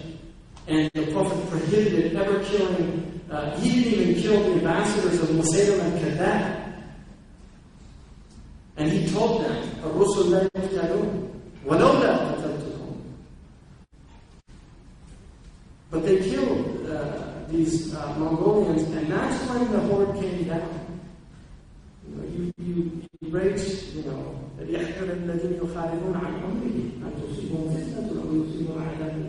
beware to go against the Prophet's teaching, or you will be afflicted with great calamities. The Prophet honored people. The Prophet said, Man ada biyan whoever harms a dhimmi, a person who's in a protected status in the Muslim world, if they harm them, I am an advocate for him against that Muslim on the Yawm al-Qiyamah. That's the justice of our religion. The Prophet will argue against. We know Shaykh Hamza, when the Jew and Imam Ali, who was the caliph at the time, got into an argument, and they went to Shaykh Hamza. And Shaykh qada al-Yahudi, because the only witness that Ali had was his son, and there was a conflict of interest. And so he rejected, this is in our books. We know that when Qutayba entered into Central Asia and found the Buddhists, he not only protected one of the greatest Buddhist temples in all of Buddhist history, which was in Balkh, Afghanistan. He protected it. They remained Buddhist there for the next 300 years. In fact, the head of that monastery became Muslim at Qutayba's hand. When Hussein's revolt happened and they had to withdraw from Central Asia to come down for the revolt that was happening in Iraq, the Turkish Shahis and the Tibetan Buddhists allied. They were all Buddhists, and they drove the Muslims out of Afghanistan. It was reconquered again. You know what they did? The Buddhists. You know what they did to that apostate? They cut off his head. This is history. Read Arnold's book, The Preaching of Islam, how Islam treated other religions. Now, I will say, because I'm a fair person, and I'm not a tribal, I'm not embedded in Islam. You know, I'm a Muslim, but I'm not embedded in Islam. There's Muslims that are embedded in Islam. My tribe or the highway. Right? Right? In the like if my tribe goes astray, I go astray with them. There's some people that have that mentality. Not for me. The Muslims have a checkered past. There is persecution in our history, not only of Muslims, and the Ibadan people know this very well.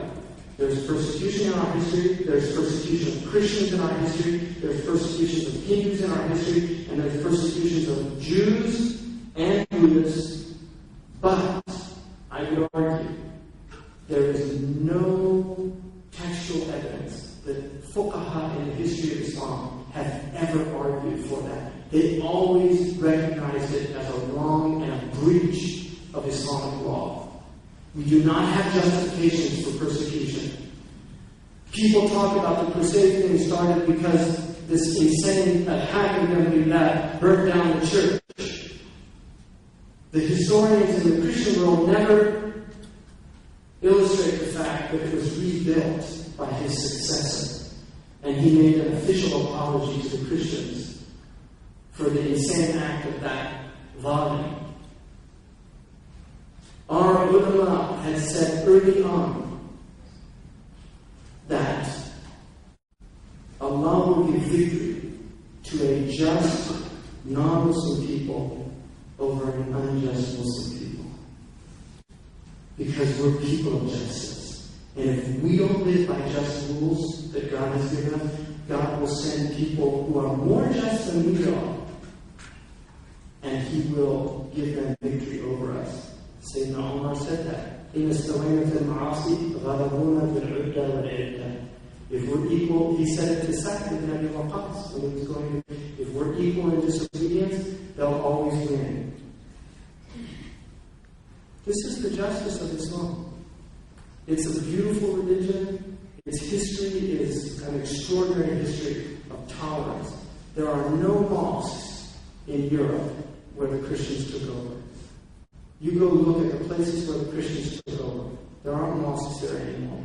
Qurrat is not there. It's a museum with a church in the middle of it. But it was never restored as a masjid. The Pope said, give us back Hagia Sophia and we'll give you back Qurrat. You know? But that's one example. There's no masjids in Granada anymore. They were all turned into churches. Wherever Muslims went, they protected the people. That's why Orthodox Christians, Armenian Christians, have worshipped in the Middle East for centuries. The Coptic Church, there's 8 million Coptic Christians in Egypt to this day. Unfortunately, because of the Israeli problem, the Jews were chased out of some of the Arab countries. part of that, even one Jewish man, a fair Jewish man in London, Sydney, who's a very prominent Jewish man, he told me that the Israelis were involved in a lot of these things. They actually wanted the Arabs to migrate. A lot of the Arab Jews did not want to leave to go to Israel because they've been living for centuries there. They were their homes. But unfortunately, because of this situation, Muslims have fallen victim, I think, to a type of European anti-Semitism that was not traditional to the Jewish world. It really wasn't. There's political reasons for it, and it's a problem. And I really hope that the Muslims will stop making all these curses on the minbars. Allahumma fina sharrahum. You know, but إِذْنَ أَوْلَادَهُمْ وَأَرْمُ نِسَاءَهُمْ وَشَرِّقْهُمْ وَأَبْدِلْهُمْ بَدِلْ. Those things, really, it's not working. Let Allahumma ahdihim. Let's try a different strategy. Jazakumullah khairan.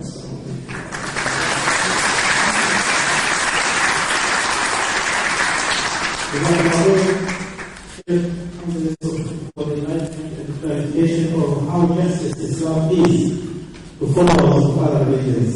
Indeed, I'm very thorough myself, will see, and of course, if you have some clarification need to be clarified, it's the time now. It's a question and answer session. As we said earlier, priority is to non-Muslims. Before the one question for us. Please come forward our mics around. One is here, on the other side, on the right side, and also outside there are mics.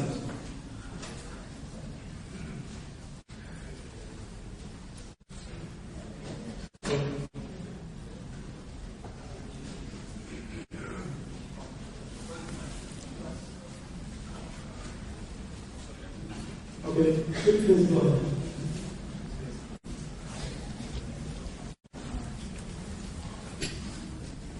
Good evening. Good evening.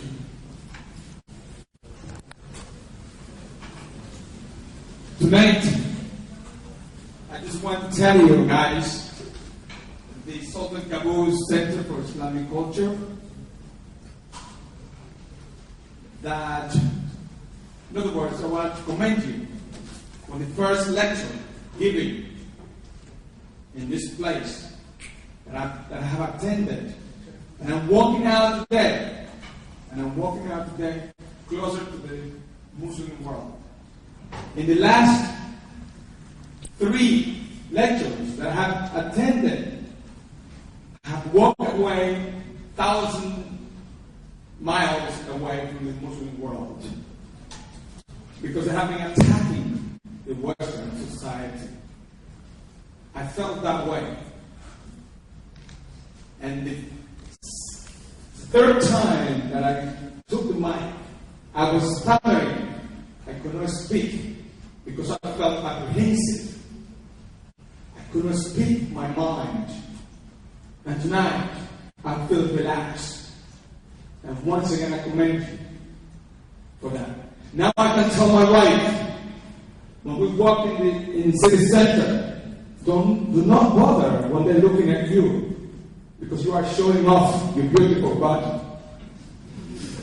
That the scarf and your beautiful hair does not make any difference in front of God. Thank you very much. And this is my question to you. How do you reconcile politics and religious, either in the Muslim world and the Christian world? Thank you. First of all, mucho gusto. ¿Hablas español? Sí. ¿De dónde eres? Dominicano. Mucho gusto. Muchas gracias. I just, want to say that first of all, that politics, the Prophet Muhammad ﷺ said, إن القرآن والسلطان سيفترقان فدوروا حيث دار القرآن. The Quran and politics are going to part ways soon. he said that it would last 30 years, and his prediction was absolutely accurate. The Khulafa al-Rashidin ended, and the political Islam as ala minhaj al-nubuwwah, based on prophetic truth, changed. And then politics became kings fighting, and then jababira. So you're lucky to have an enlightened ruler. لكن الشيء يحفظ ولا يقاس عليه. It's a principle in balagha that people that in grammar, if something breaks the rule, you keep it in mind, but you don't base the rule on it. So good rulers are the exception; they're not the rule. So you're very fortunate to have the exception that illustrates the rule in this country. Now, the modern Muslim world was afflicted 100 years ago with colonization. The Muslim response to colonization was what went wrong. Two major responses occurred. One, we've been defeated because of technology. That's the logistical response. So suddenly all the Muslims had to start learning engineering. And now we've got 1 billion engineers and no historians, no literary scholars, it's just amazing because of the belief that the Europeans got their power through technology. The other response was the problem was too much spirituality. And so there was a movement against the devotional aspects of Islam and a focus on political Islam. This became very prominent in the 1920s, 30s, 40s, 50s, and then it really comes to a head in the 60s. And then you see the Marxists in the Muslim world begin to adapt Islamist ideology. And that's why you see now a hybrid that's closer to Marxism than it is to Islam, but it uses all of the slogans of Islam. But it's far closer to Marxism, and one of the basic principles of Marxism is the end justifies the means, and so there's no longer rules of engagement, there's no longer adherence to ethics and morality in war, anything goes, which is very different from the early Muslims. So, I would say personally, in the Muslim world, we want to see Muslims who, when they're in a majority of their country, they want to see a ruler who's a pious ruler, like the one that you have here. There's no indication that he's other than a pious man that has built mosques like this that are extraordinary. And you see this in some of the other Muslim countries. There are other Muslim countries where the rulers are actually opposed to Islam and make it quite difficult for people to practice their faith. So that's my basic view on it. I don't think the problem in the Muslim world is more a problem of disparity of wealth. And that's why in countries like Oman, where you don't have the types of disparities of wealth that you see in a country like Pakistan or a country like Egypt, where there's such a gap between the rich and the poor. One of the things that we're very happy to see is how normal the culture is here. It's really, Imam Zaid and I both have commented on that. You don't see these jalapenos next to these $200,000 Lamborghinis. It's a more balanced culture, and that's healthy for people. The single most powerful ethical force in the world is middle-class prosperity. It's not religion. The single most powerful ethical force in the world is middle-class prosperity.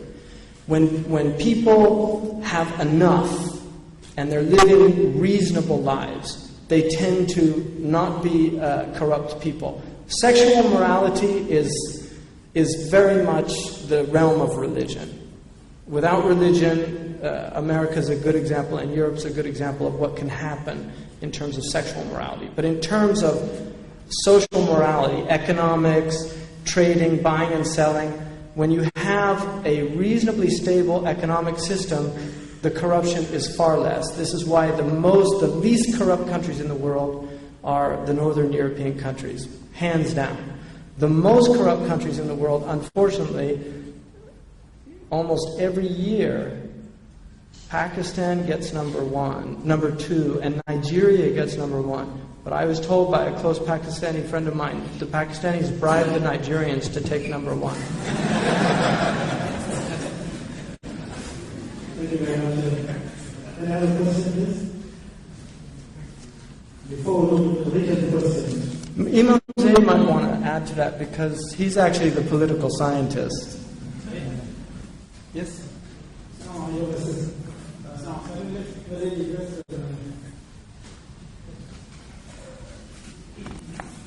The saying that says, you judge the tree by the fruit it produces. And I have to say that I came here in November 2005 with my boss, and we have been told that we're going to be judged, we're going to be converted into Islam, and we're going to be shunned. We got nothing but love, so much love.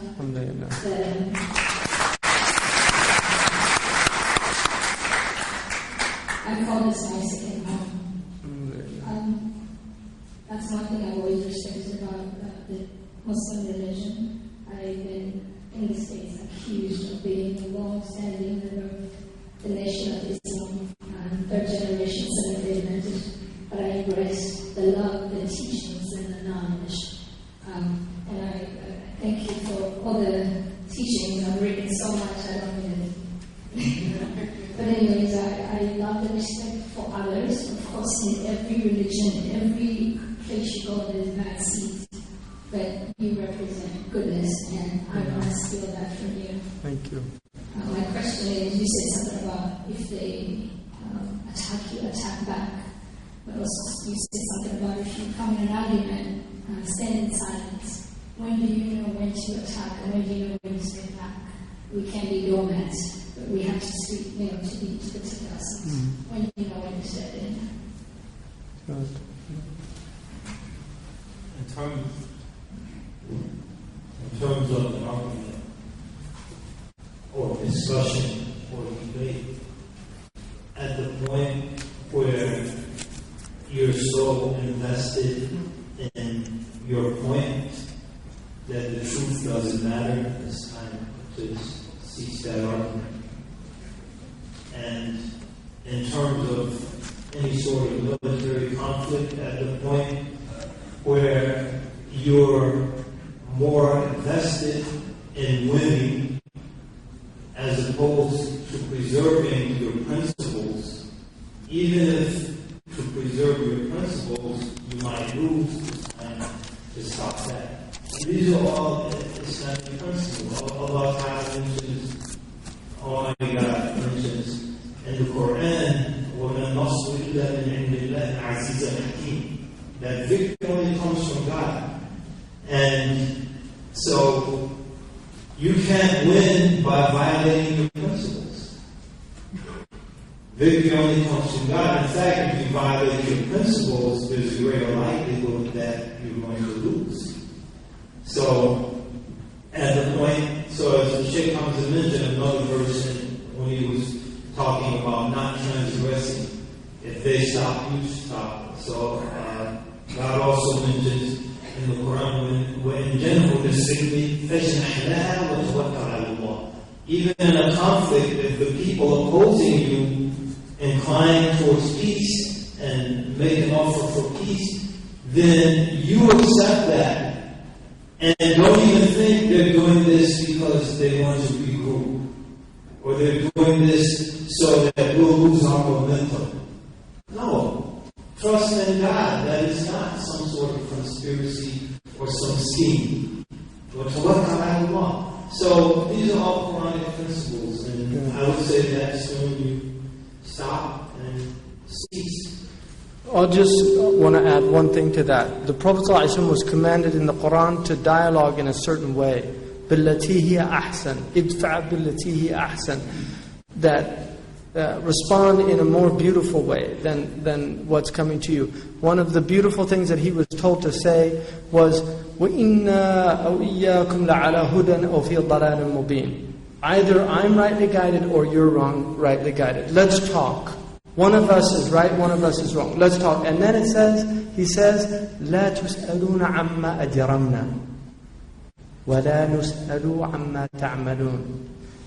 He says, you won't be asked about our crimes, our wrong, even though Hashahu sallallahu alayhi wa sallam, he never did anything wrong, but he uses that as a way of speaking so the person feels comfortable with him. He said, you won't be asked about what I've done wrong, and then he says, and I won't be asked about what you do. He doesn't say, مَا تُجْرِمُونَ. He says, مَا تَعْمَلُونَ. I won't be asked about what you do. And so part of an important thing is in discussing is recognizing that people have different perspectives. And the Quran, if you look at the kafirun in the Quran, most human beings are just human beings. The kafir in the Quran it has fakhr, has ikhtiyal, he's got arrogance, he's pride, he's got istikbar, he's got istihza, he mocks and makes fun of. These are the attributes. But many, many people outside of Islam have beautiful akhlaq. And the Prophet praised akhlaq. Look what he did with Hatim al-Jud, Hatim al-Ta'i. There's people from Bani Ta'i in this country. Hatim al-Ta'i was one of the great Arab chivalrous people. He was so generous. There's a famous story of a man who wanted to buy a horse from him. And he came, because it was a famous horse. He came and Hatim had nothing to feed him. And the Arabs used to eat horses when they were... And so he took this incredible horse and he slaughtered it and he fed them. And Arabs never asked what they wanted. You take 3 days, then you ask the question. Some Western businessmen learn that after a while, you know. But he waited 3 days and then he said, what have you come for? And he said, I want to buy your horse. He said, we've been eating it the last 3 days. But Hatim al-Ta'i, his daughter, when she was taken prisoner in a battle that happened, the Prophet used to walk by and she would try to get his attention. On the 3rd day she got his attention and he said, who are you? And she said, I'm the daughter of Hatim al-Ta'i. And he said, let her go. فَإِنَّ أَبَاهَا كَانَ يُحِبُّ مَكَارِمَ الْأَخْلَاقِ. He said, free her because her father loved noble character. So he honored a non-Muslim because of the noble character of her non-Muslim father. وَكَانَ أَبُوهُمَا صَالِحًا. And it's amazing testimony to recognition of the good in others. And that's why the shan'an is when you don't like somebody and you won't even recognize the good in them. Your hatred is it's so foul that you can't even see the good in your enemy. And noble people always recognize the good in their enemies. Always. It's ignoble people that don't recognize the good of their enemies. And so arguing is generally, Imam Malik used to say, لَيْسَ الْجِدَالُ مِنَ الدِّينِ فِي شَيْءٍ. Argumentation is not part of this religion. Discussion is what's called hiwar. And debate in a good way, in a beautiful way. Not trying to beat the other person. Imam Shafi'i, one of our great scholars, said something so beautiful. He said, I never debated anyone except that I asked God that He would give him the truth, that I could submit to it. Because he preferred to humble himself. And that it's not showing off or trying to beat somebody out because we showed them. It's like you have these debates between Muslims and Christians, and the Muslims come out saying we showed them, and the Christians go out saying we showed them. It's like football matches. When the Ainawis come here, do you guys play Al-Ain? Because I'm Ainawi, and forgive me. I went to school in Al-Ain. I can't leave my football team. But when they come to Oman, if they beat Oman, then nobody becomes supporters of Al-Ain's football team in Oman. They just say, we'll get them next time. Right? Same in these debates. It's the same thing because the spirit of truth is not in the debates. It's the spirit of ghalaba. We want to beat them. We want to show them how much better we are than them. That's not the methodology of the Prophet ﷺ or the Quran. It's humility. The Prophet said, "Umirtu an atawada'a hatta la yafkhara ahadun ala ahad." I was told to be humble until no one would show arrogance to another person. That's our Prophet ﷺ. Thank you very much. Since the Herman is ready to ask, we ask, well, yes, you had a question before. I'm Go ahead. Can you give an opportunity to Yeah. So please. Thank you very much. First of all, I want to thank the people of Oman. Since I've been here 7 months, and I've been every time I've met Omani people, they've been very kind and very hospitable in any situation. So that's a thank you to all of you, basically, and to your lovely culture. Having said that, I want to add my gratitude to having been able to listen here tonight to great speakers. Thank you very much. It's very enlightening and very informative. I have 2 questions. I don't know if that's possible. They're very diverse. First question is, there are accounts of Muslim people who are converting to Christianity, for instance, or either to Judaism. And from what I've understood and also kind of experienced close by, is that these people, if they grew up like in their Muslim family, that they're kind of rejected. And I was wondering how you would comment on that, because you've been saying like, okay, they're no, it's a good question. Mm-hmm. So that's basically my first question. Okay. Do you want to comment on that first? No, go ahead. What's the second one? And the second question is... I'm hoping it's easier than the first one. Very good. My second question is, I'm from one of the North European countries that you mentioned, from Holland, and we have a big, well, I would call it a problem, and his name is Shaykh Hamza Yusuf. I don't know if Right, sure, yeah, we know him. Yes, I Mm-hmm. know. Any of you have heard of him, but he is a politician who has been very strong in creating a polarized situation between basically Dutch people and Muslims. Islamic people. I very oppose his political party and his political views. And my question is, how will you comment on that situation, and how will you advise commoners, regular people, to establish a situation of mutual respect, and how to kind of counter-react on these political situations? Okay. Do you want to? The second one? Go ahead. I'll do the first one. I think people of all stripes have to realize the commonality that they share.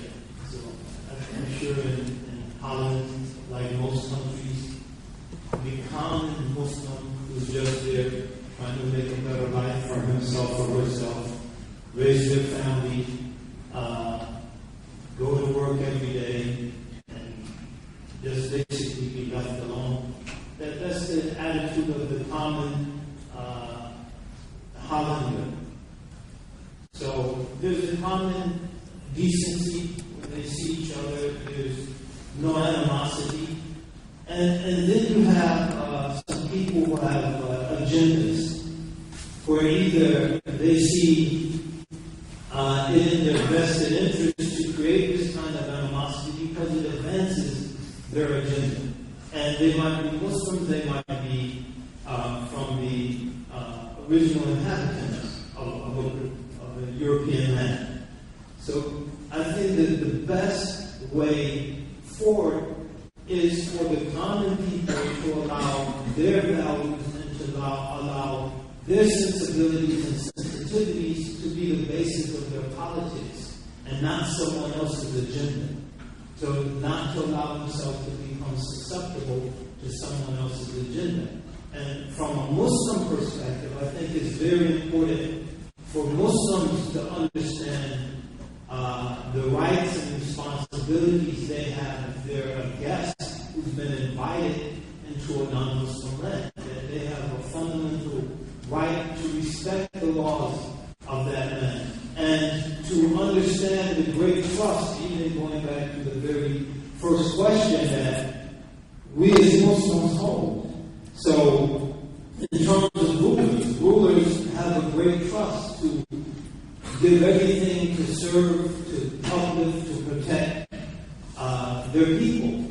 Ordinary Muslims have a great trust when they're in a society, even in this society, where there are a lot of non-Muslims passing through. Because what they say or do might become the thing that either pushes that person away from Islam, as the first questioner mentioned, when they ordinarily would be very receptive, or makes that person who might not be religiously motivated, so they're not looking for a particular religion, but it might make that person very antagonistic towards Islam. So I think it's very important for the common Muslims in Europe or America who've come from other lands to realize they have a responsibility, and that's a trust. And that conveying that trust is predicated on justice. إن الله يأمركم بالعدل وإذا حكمتم بين الناس أن تحكموا بالعدل إن الله نعم ما يعظكم به إن الله كان سميعا بصيرا. That God has commanded you to convey the trust to His righteous possessors. So there's a trust that Muslims in Holland have, who, despite your very compassionate and balanced understanding, but I'm sure you'll admit a lot of the drug dealers in Holland are Muslim. A lot of the people filling up the prisons are Muslims. A lot of the people cheating on their taxes and finding ways to milk the system for money through welfare or other ways, means that shouldn't justify be theirs, are Muslims. And not everyone is as enlightened or fortunate as you to live in Oman and see Muslims from another angle. So Muslims have a responsibility to represent this religion and to convey this trust in a way that lessens the tension and takes away from the likes of this politician, what's his name again? Yeah, Wilders. He was very popular, well known in the West in terms of his kind of neo-fascist, anti-Islamic attitudes and positions.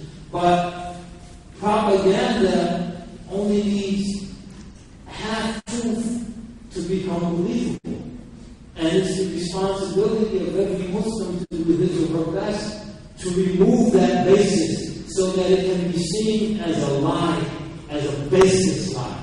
So, and then people like yourself, it's a responsibility to try to learn so that the judgment that they make is a just judgment in terms of, let me examine Muslims. Well, maybe there's some Muslims here who fit this stereotype, but is that the nature of the community overall?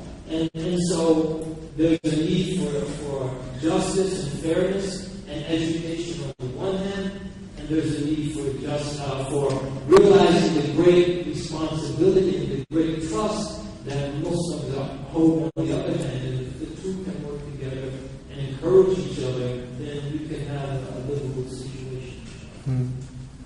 Bismillah ar-Rahman ar-Rahim. In terms of the second, the first question, which is about apostasy, I think, Islam, like all the pre-modern religions, has apostasy laws. That aspect of the Sharia has been long gone, and it's like other religions. Muslims, with the exception of Saudi Arabia, and I believe Iran has a moratorium right now, but they were applying, and there's been arguments to apply it in Afghanistan. There are still apostasy laws that are on the books. If you look at the early period of Islam, and there's arguments from Baha Jabr Alwani, actually a great Usuli scholar that I think is well known in Oman, wrote a book about arguing that the apostasy laws are really treasonous laws and should be seen as that. And that's one argument. There's no doubt, if you look at the history of Islam, it was very rare that apostasy laws were ever applied. I'll give you one good example. Abu Ala al-Ma'arri, who is a very well-known poet and a very famous anti-Muslim writer. I mean, he really didn't like Islam.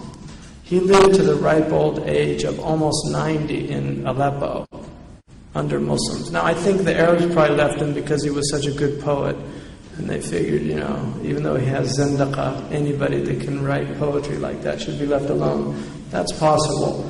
But he's noted for many, many things. One of them, he talked about the Qur'an, the injunction about cutting off a hand of a thief, and he said, يَدٌ بِخَمْسِ مَئِينَ عَسْجِدٍ وُدِيَتْ مَا بَالُهَا قُطِعَتْ فِي رُبْعِ دِينَارِ. A hand that you have to pay 500 dinars if you cut somebody else's hand off by accident. He said, what's up with cutting it off for a quarter of a dinar?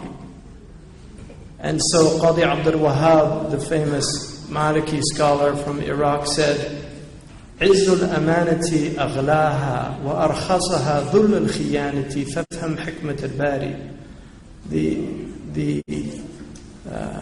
The dignity of trustworthiness of that hand made it a valuable hand.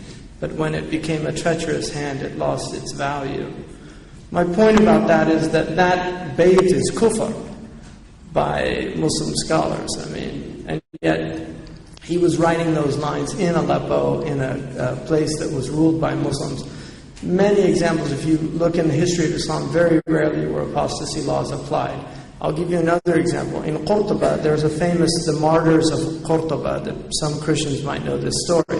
There was a group of Christians who were so troubled by the fact that so many Christians in Spain were becoming Muslim, they started going into the masjids and cursing the Prophet ﷺ publicly so that the Muslims would turn on them.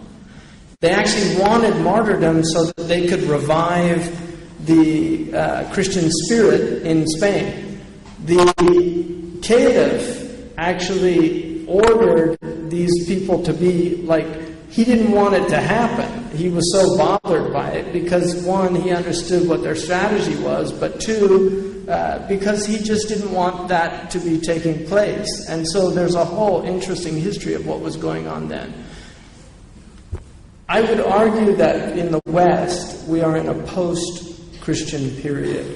It's very difficult for Western people to understand when religion is central to your life and your experience, how important that is. And religion, one of the most powerful claims of Abrahamic religions is this world is finite, it's only a very short period, but the next world is infinite.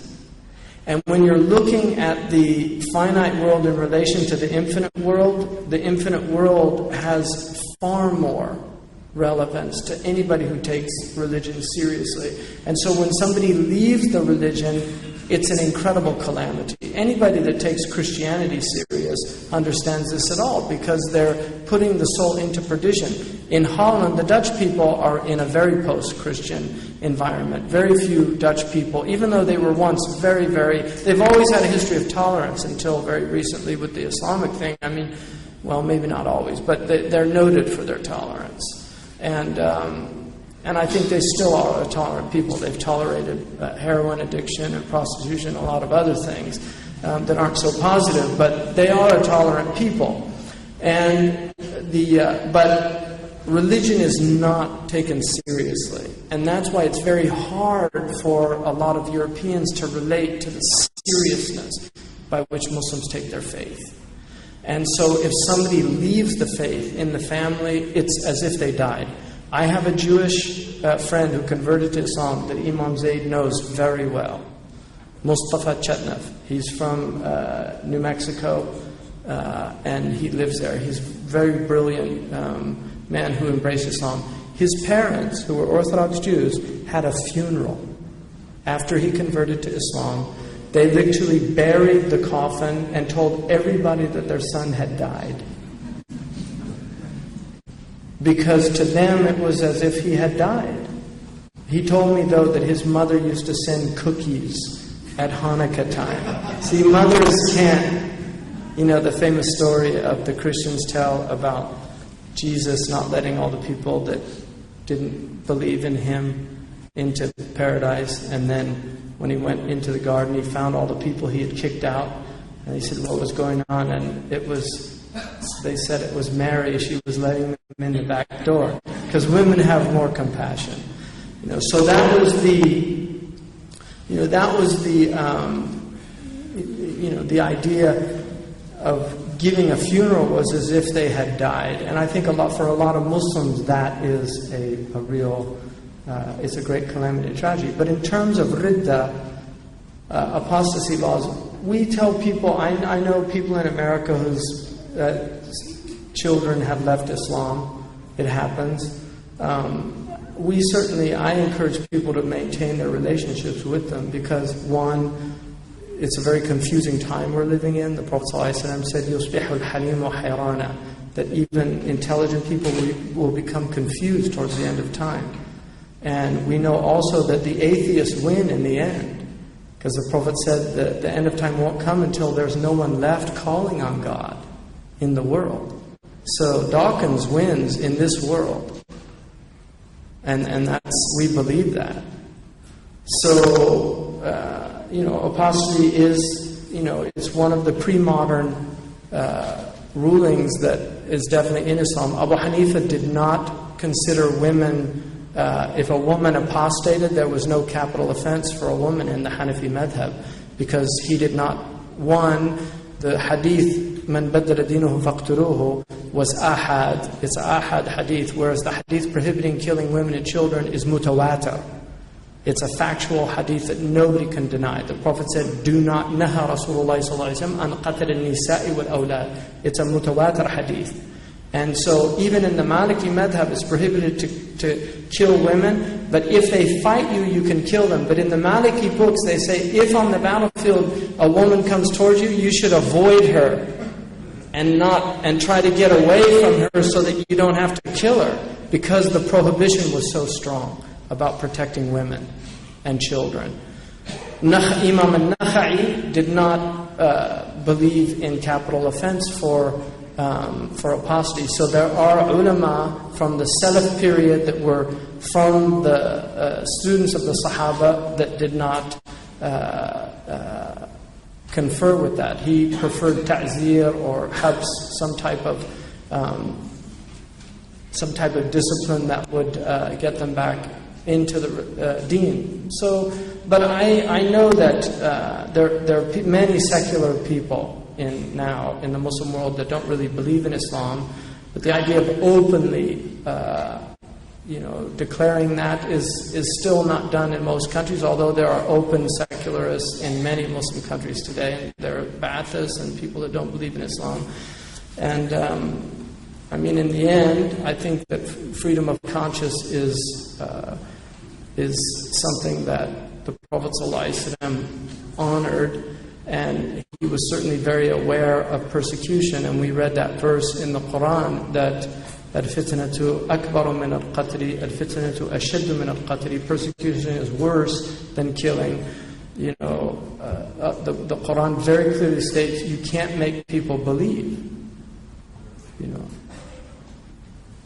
أَوَأَنْتَ تُكْرِهُ النَّاسَ أَنْ يَكُونُوا مُؤْمِنِينَ? Do you think you can force people into being believers? You can't.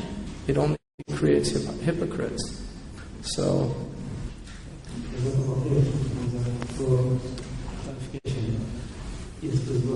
good evening. Thank you very much for the lecture. I had a question. Well, Jesus said, turn the other cheek. And Mahatma Gandhi, who inspired himself who took his values from Hinduism, said, an eye for an eye makes the whole world blind. How do you match this with Islam, which says that you should defend yourself? And, where's the matching bit in the puzzle? Thank you very much. What's that? Yeah, sure. Yeah, that Islam doesn't advocate a system of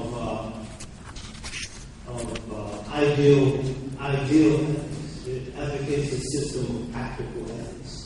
So when you say turn the other cheek, that's ideal, but it's not practical for most human beings, because there's a fundamental instinct, and some say the most vital instinct in a human being is self-preservation. The top of Maslow's hierarchy of needs is security. So, as a result, when you have an ideal that's so lofty that it becomes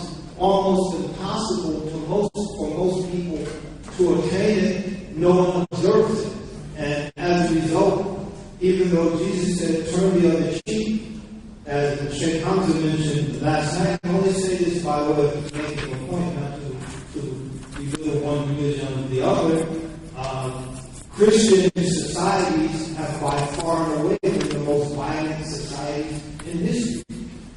Whereas when an ideal is practical, don't aggress, but if you transgress against, defend yourself, then this is something that people have an easier time adhering to, so it provides a check on their behavior because it's within the realms of feasibility for the average person. Whereas where an ideal is so lofty is beyond the realms of the average person, then that ideal becomes abandoned, and then there's no practical check on people's actions. So that's how we respond to that. And I think that this is something that's not universal to all Christians, but if you look at the sexual scandals that are befalling some members of the Catholic Church, a lot of that goes to the impracticality of celibacy.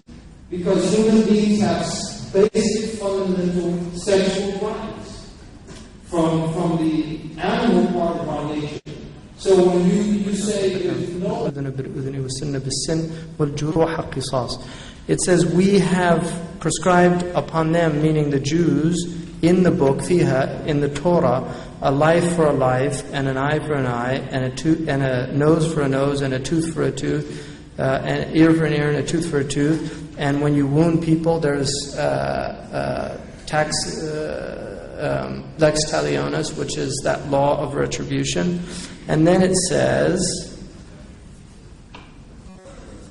فَمَنْ تَصَدَّقَ بِهِ فَهُوَ كَفَّارَةٌ لَهُ. But if you forego that, it will be an act of forgiveness for you. So in other words, you can get your eye and eye and a tooth for a tooth, but if you actually forgive people for it, it'll be an act of forgiveness for you. So again, the Quran, it balances, it gives people a right for justice, but it also gives them إِنَّ اللَّهَ يَأْمُرُ بِالْعَدْلِ. That's adl, an eye for an eye, tooth for a tooth. وَالْإِحْسَانِ. But it also tells you to have ihsan. And the ihsan, which is to forgive, is a higher way. That's why it gives you the Mosaic possibility, but also the way of Jesus, which was to forgive. And that's why immediately after it says that in this verse, right, and if you don't, وَمَنْ لَمْ يَحْكُمْ بِمَا أَنزَلَ اللَّهُ فَأُولَٰئِكَ هُمُ الظَّالِمُونَ. If you don't apply what God is telling you, then you're oppressing. وَقَفَّيْنَا عَلَىٰ آثَارِهِمْ بِعِيسَى بْنِ مَرْيَمَ. And then we followed this law with the way of Jesus, which is to forgive. So the Quran acknowledges both. They're not mutually exclusive. Like you have in the famous Les Miserables, where the policeman has to commit suicide at the end because the law can't forgive. So the law and charity can't live side by side. It's one or the other. No. The quality of mercy is not strained. Mercy it drops as a gentle rain from heaven. You know, the quality of mercy is what tempers justice. It's an attribute of God Himself. That's what Shakespeare reminds us. So the king sits in justice, but it's tempered by mercy. And then I'll give you one other example, which is a really interesting verse to me because it shows the dialectic between justice and forgiveness. In the chapter of Shura, when it says, وَالَّذِينَ إِذَا أَصَابَهُمْ الْبَغْيُ هُمْ يَنْتَصِرُونَ. Those who are oppressed have a right to fight and defend themselves. وَجَزَاءُ سَيِّئَةٍ سَيِّئَةٌ مِثْلُهَا. And rewarding a wrong with a sayyi'ah, mithluha, is a valid thing. And the reason the ulama call the redressing a wrong a sayyi'ah is because it looks like it. But then it says, فَمَنْ عَفَى وَأَصْلَحَ فَأَجْرُهُ عَلَى اللَّهِ. But to forgive and to forego, he will have a reward with God. And then it says, إِنَّهُ لَا يُحِبُّ الظَّالِمِينَ. Allah doesn't love oppression. وَلَمِنْ انْتَصَرَ بَعْدَ ظُلْمِهِ فَأُولَٰئِكَ مَا عَلَيْهِمْ مِنْ سَبِيلٍ. And if you defend yourself after you've been oppressed, you can't blame people for that. إِنَّمَا السَّبِيلُ عَلَى الَّذِينَ يَظْلِمُونَ النَّاسِ. But the real blame is on people who are oppressing other people. وَيَبْغُونَ فِي الْأَرْضِ بِغَيْرِ الْحَقِّ. And they're transgressing the earth without any right to do that. أُولَٰئِكَ لَهُمْ عَذَابٌ أَلِيمٌ. These people should be punished. وَلَمَنْ صَبَرَ وَغَفَرَ. But those who forgive and are patient, إِنَّ ذَلِكَ لَمِنْ عَزْمِ الْأُمُورِ. That is the essence of what this is about.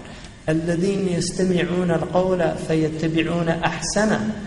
The Qur'an says, those who listen to the Qur'an and follow ahsana, the thing that has more ihsan in it. So you can have your eye and a tooth for a tooth, but the Qur'an is actually telling you, this is a higher way to do that.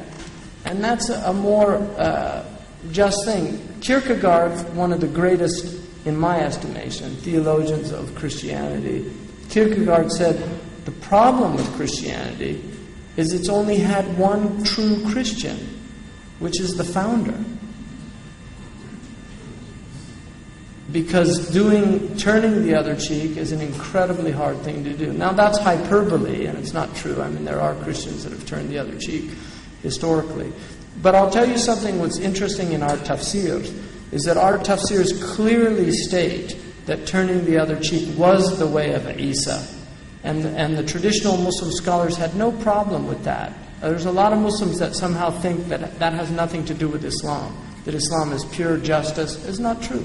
It's the both ways are in Islam. The Prophet, when it was his haqq, he always turned the other cheek. We know that in the seerah. If it was his haqq, he always turned the other cheek. If it was Allah's haqq, no. If it was somebody else's haqq, no. And that's why Christians have a hard time understanding the Prophet in Mecca and the Prophet in Medina. They say there's two different personalities. In Mecca, he was like Jesus, turning the other cheek, telling people to be patient. But then in Medina, he begins to fight and defend himself.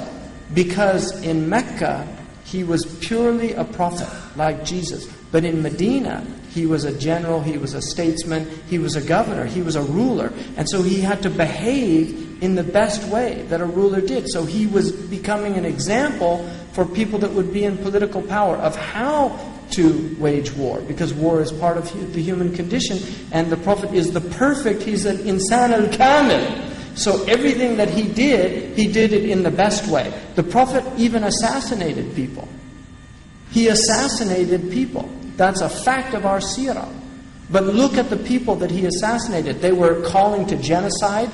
They were people that... Do you think the Allied forces would have hesitated if they could have assassinated Goebbels? The United States of America just called for the assassination of Anwar al-Awlaqi. Min al-awaliq. Good luck. Don't get the awaliq mad at you. Right? But seriously, these are facts of life. The Prophet ﷺ, he was a complete human being. He was a political ruler, as well as a prophet, as well as a military general, as well as a father, a husband, a relative, all those things, and he did them in the best ways. Sallallahu alayhi wa alihi wa sallam. We are approaching 11, and we know that we're working tomorrow. So we have questions here. I have this waiting. Can we allow them to ask something? Please. First of all, Brother Hamza Yusuf, thank you very much. I remember your classes from the days up in the Santa Mountains when I was in high school. Oh, mashallah. Very good. Yeah. They've left an everlasting impression. My question today is directed at either Brother Hamza or Brother Zaid or even the organizers. I newly moved to Oman, and we talk about a sense of justice and others, but somehow I wonder, what kind of justice are we doing to ourselves? Before we used to be able to hear the adhan near our house. For the past 2 weeks, it's somewhat disappeared, and the Friday prayers can no longer be heard outside here in Oman. And I think that in some ways we're losing our culture. We're losing, that sense of Islam, and that was a great source of information for all the women that were at home with their families during that time. and now we've lost that. And I went and I asked about it, and I tried to find out why this is happening. And the Imam Zaid, we were told to turn it off. We were told to turn the speakers off. And I don't know why. I would just say, well, yeah.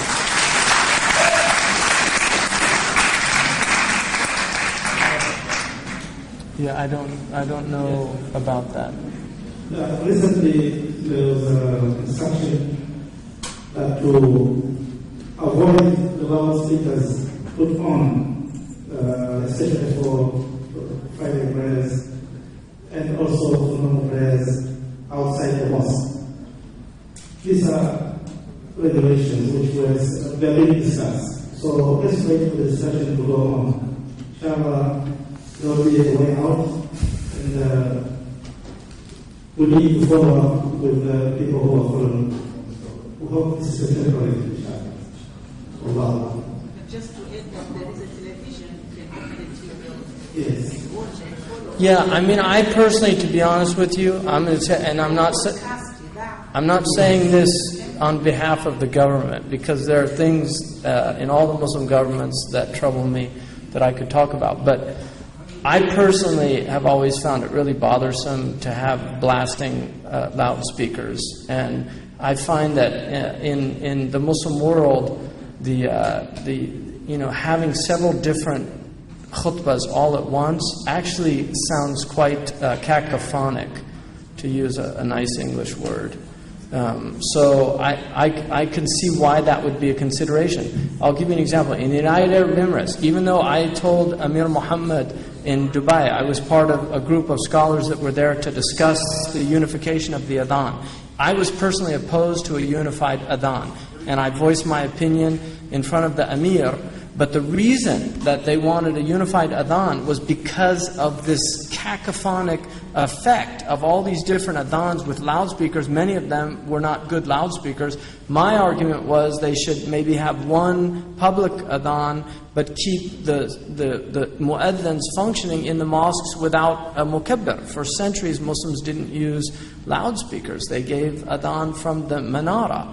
And one of the things that we're losing in the modern world is silence and just quietude and a sense of peace. I mean, there's just so much noise and din out there.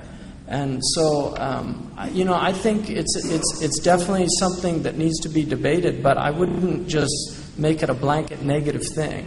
I think that there's possibly positive things in that. Wallahu a'lam.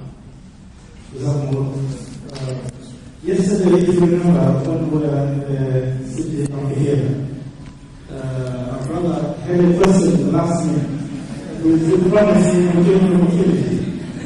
Although I said that was the last question, now I need your support. Shall we allow him? Thank you very much. It was very exciting to be here with the scholars, because very few times we get with a balanced thought and with the scholars. It is our great good luck that we are there. We are in a modern age where there are a lot of management and profitability, profit and more money. People are propagating that with more money you will get more happiness.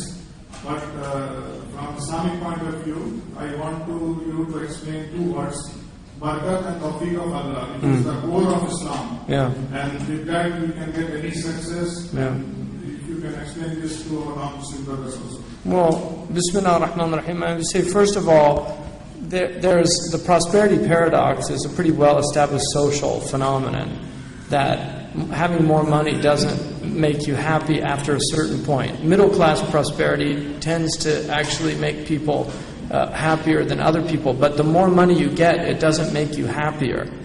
It actually often has the opposite effect, because the richer you get, the more enviers you have, the less you can trust people. You know, people that are filthy rich, and that's a good English expression, filthy rich, because they usually get soiled in collecting great wealth. Andrew Carnegie said, behind every great fortune is a great crime, and he should know, because he had a great fortune and he was a great criminal. But one of the things about really wealthy people is they can't even trust the people that are in front of them, because everybody wants something from them. So, and then the other thing, the Prophet ﷺ said, Al-qana'atu kanzun la yafna. Contentment is a treasure that's inexhaustible. The Prophet chose to live a humble life he could have had all the wealth he wanted. He was offered mountains of gold. He chose to live as a person of zuhud for his poor people. The Prophet, a man once said to him, it's in a sahih hadith, he said, Ya Rasulullah, inni uhibbuka, I love you. And the Prophet said, Undur ma taqul, think about what you're saying. And he said, Inni uhibbuka, qalahu thalathan. He said it 3 times. And then the Prophet said, In kunta tuhibbuni a'idda nafsaka lil faqri tijfafa. Get ready for poverty.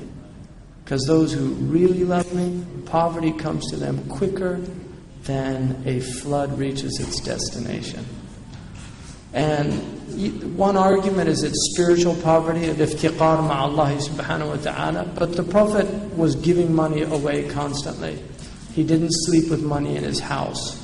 One of the things about Islam that I love is that that historically it created poverty with dignity. One of the things that we have in the West is the complete undignified state of poor people. Our poor areas in America are some of the most tragic, divested of just everything that's would make life worth living. And that's something that Western consumer societies do very well. Is